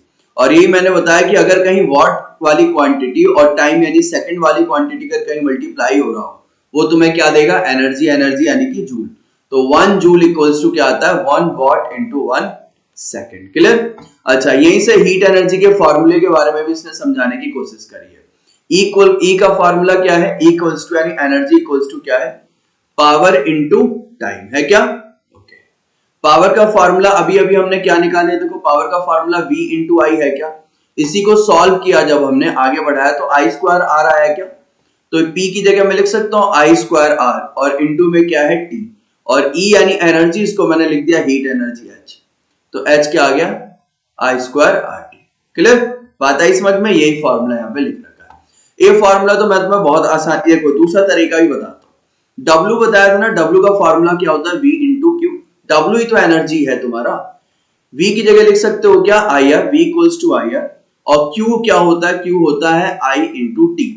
तो W इक्वल्स टू क्या आ गया? I into I, I square R into T. और W ही तो हमारा वर्क क्या है? एनर्जी है, आई स्क्वायर आर टी। देखो, एक और तरीके से हमने हीट एनर्जी का फॉर्मूला ड्राइव कर दिया। ध्यान रखना, जो वर्क होता है वो एनर्जी होता है। किसी भी सिस्टम में जब हम काम करते हैं ना, तो हमारा जो काम होता है उस सिस्टम के अंदर एनर्जी के फॉर्म में स्टोर होता है। तो जो इलेक्ट्रिक वर्क हो रहा है ना, वो सिस्टम के अंदर हीट के टर्म में स्टोर हो रहा है। क्लियर? तो उसी को तुम हीट एनर्जी कह रहे हो। चलो आगे बढ़ते हैं। कुछ इंटरेस्टिंग बातें करते हैं। हमारे घर में जो हम इलेक्ट्रिसिटी यूज करते हैं उसका बिल आता है ना, तो उसका जो बिल आता है वो तुमने सुना होगा यूनिट में आता है। 1 यूनिट इलेक्ट्रिसिटी यूज करी तुमने, 2 यूनिट, 10 यूनिट, महीने के कभी 300 यूनिट के बिल आ रहे हैं, कभी 500 यूनिट के बिल आ रहे हैं। तो ये यूनिट क्या होता है, कितनी एनर्जी का बिल भरना पड़ता है, उसको समझते हैं। तो सबसे पहले तो ये समझो कि जो बिल भरते हो ना, वो बिल भरते हो तुम एनर्जी का, कि भाई तुमने कितनी एनर्जी यूज करी, उन्होंने जो भेजी है ना टोटल एनर्जी, उसको तुमने कितनी एनर्जी यूज करी अपने घर में, उसका बिल भरते हो। तो बेसिकली क्या होता है, 1 किलोवाट आवर, 1 किलोवाट आवर जो होता है ये तुम्हारा 1 यूनिट बिजली बिल देता है। यानी 1 यूनिट बिजली बिल जो आती है, इलेक्ट्रिसिटी बिल आती है, वो कब आती है, जब तुम 1 किलोवाट आवर एनर्जी यूज कर लो। ये एनर्जी है। अभी अभी मैंने समझाया कि अगर कहीं पावर वाला टर्म, तो किलोवाट क्या है, पावर है, और आवर, आवर यानी कि टाइम, ठीक है। तो ये पावर और टाइम मल्टीप्लाई हो रहे हैं, तो ऑब्वियसली क्या मिलेगा, एनर्जी। यानी 1 किलोवाट आवर इज एनर्जी। तो अगर तुम 1 किलोवाट आवर एनर्जी यूज कर रहे हो, तब तुम्हारे घर का जो इलेक्ट्रिसिटी बिल है वो कितना आएगा, 1 यूनिट का आएगा। इसको और अच्छे से समझते हैं, कैसे, देखो, जैसे 1 किलोवाट आवर, इसको मैं ऐसे लिख सकता हूं 1000 वॉट इनटू आर को क्या लिख सकता हूं, 60 इंटू 60, सेकेंड में कन्वर्ट कर लो। तो 60 इंटू 60 कितना आ गया, 6 इंटू 6 36, और 3 जीरो यहां, चौथा जीरो और ये पांचवा जीरो, तो 36 इंटू 10 की पावर 5, और वॉट इंटू सेकेंड, यानी पावर इंटू टाइम क्या आ गया भाई, जूल आ गया। अभी सीखा भी हमने, वॉट इंटू सेकेंड अभी पीछे ही देखा था, देखो ये देखो, ये रहा ना वॉट इंटू सेकेंड, यहां वॉट इंटू सेकेंड दिख रहा है क्या, वॉट इंटू सेकेंड किसके बराबर है, 1 जूल के बराबर। यानी वॉट और सेकेंड मल्टीप्लाई होते हैं तो हमें क्या मिलता है, वहां जूल मिलता है। तो यहां क्या मिल जाएगा, जूल। यानी 1 किलोवाट आवर इज 36 इंटू 10 की power 5 joule, which is equals to, इसको ऐसे भी लिख सकते हैं हम, 3.6 इंटू 10 की पावर 6 जूल। यानी 1 किलोवाट आवर में कितनी एनर्जी होती है जूल के टर्म में, 3.6 इंटू 10 की पावर 6 जूल, इतनी एनर्जी होती है। तो अगर तुम इतनी एनर्जी यूज कर रहे हो, तो तुम्हारे घर का जो इलेक्ट्रिसिटी बिल है वो कितने का आएगा, 1 यूनिट का आएगा। क्लियर। इसको और अच्छे तरीके से समझते हैं। इतना तो हमें समझ में आ गया कि 1 यूनिट बिजली बिल कब मिल रहा है हमें, तो 1 यूनिट बिजली बिल हमें तब मिल रहा है जब हम कितनी एनर्जी यूज कर रहे हैं, 1 किलोवाट आवर, ठीक है। 1 किलोवाट का मतलब 1000 वॉट। क्लियर। यानी अगर तुम 1000 वॉट पावर 1 घंटे तक यूज कर रहे हो, तब तुम्हारे घर में बिजली बिल कितना आएगा, 1 यूनिट का। जैसे मान लो एलईडी बल्ब की बात करें, तो हमारे घर में जो एलईडी बल्ब जो लगे होते हैं, मेनली वो 10 वॉट के होते हैं। तो अगर तुम वैसे 10 वॉट वाले एलईडी बल्ब, 100 एलईडी बल्ब को अगर 1 घंटे तक जला के रखते हो, क्या कह रहा हूं मैं, ध्यान से सुनना, अगर 10-10 वॉट वाले एलईडी बल्ब 100 एलईडी बल्ब को 1 घंटे तक अगर जला के रखते हो, तब तुम्हारे घर का बिजली बिल कितना आएगा, 1 यूनिट। क्योंकि 10 वॉट का एक एलईडी बल्ब है, ऐसे तुमने कितने बल्ब ऑन कर दिए, 100, यानी 1000 वॉट, और कितने घंटे तक जला के रख रहे हो, 1 घंटे तक, तब तुम्हारे घर का जो बिजली बिल है वो कितना आएगा, 1 यूनिट का आएगा। क्लियर, बात आई समझ में। तो ये इलेक्ट्रिसिटी भी, हमारे इलेक्ट्रिसिटी बिल का कॉन्सेप्ट भी हमें समझ में आ गया। चलो अब थोड़ी सी चीजें रिवाइज कर लेते हैं। ये माइंड मैप बना हुआ है हमारा, यानी जो जो चीजें पढ़ी है वो है भाई। तो हमने क्या क्या पढ़ा है, electric power, electric energy, joules law, resistance in series, resistance in parallel, resistivity, unit of resistivity, resistance, Ohm's law, potential difference. तो ये सारे के सारे पॉइंट हमने बहुत अच्छे से कवर कर लिए क्या आज, और हमने एग्जाम पॉइंट ऑफ व्यू से जो इंपॉर्टेंट न्यूमेरिकल्स थे उसको भी बहुत अच्छे से किया।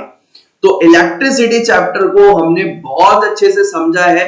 तो अब आप लोगों को क्या करना है, ये जो भी चैप्टर के अंदर हमने कॉन्सेप्ट आज बहुत अच्छे से क्लियर करे, हमने जो क्वेश्चन सॉल्व करे हैं, उन सभी कॉन्सेप्ट को, उन सभी क्वेश्चंस को घर पे जाके बहुत अच्छे से रिवाइज करना, इससे रिलेटेड और भी क्वेश्चन सॉल्व करने। और क्वेश्चन सॉल्व करते वक्त हो सकता है कि आपको डाउट भी आए, तो जो भी डाउट आए आप कमेंट करके हमसे पूछ भी सकते हो। क्लियर। तो आज की क्लास में यहीं तक रखते हैं, और अगर क्लास आपको इंटरेस्टिंग लगी हो, अच्छी लगी हो, तो वीडियो को लाइक कर दें, चैनल को सब्सक्राइब कर दें और अपने दोस्तों के साथ शेयर भी कर दें। तो आज की क्लास में इतना ही रखते हैं। पढ़ाई करते रहो और तब तक के लिए बाय।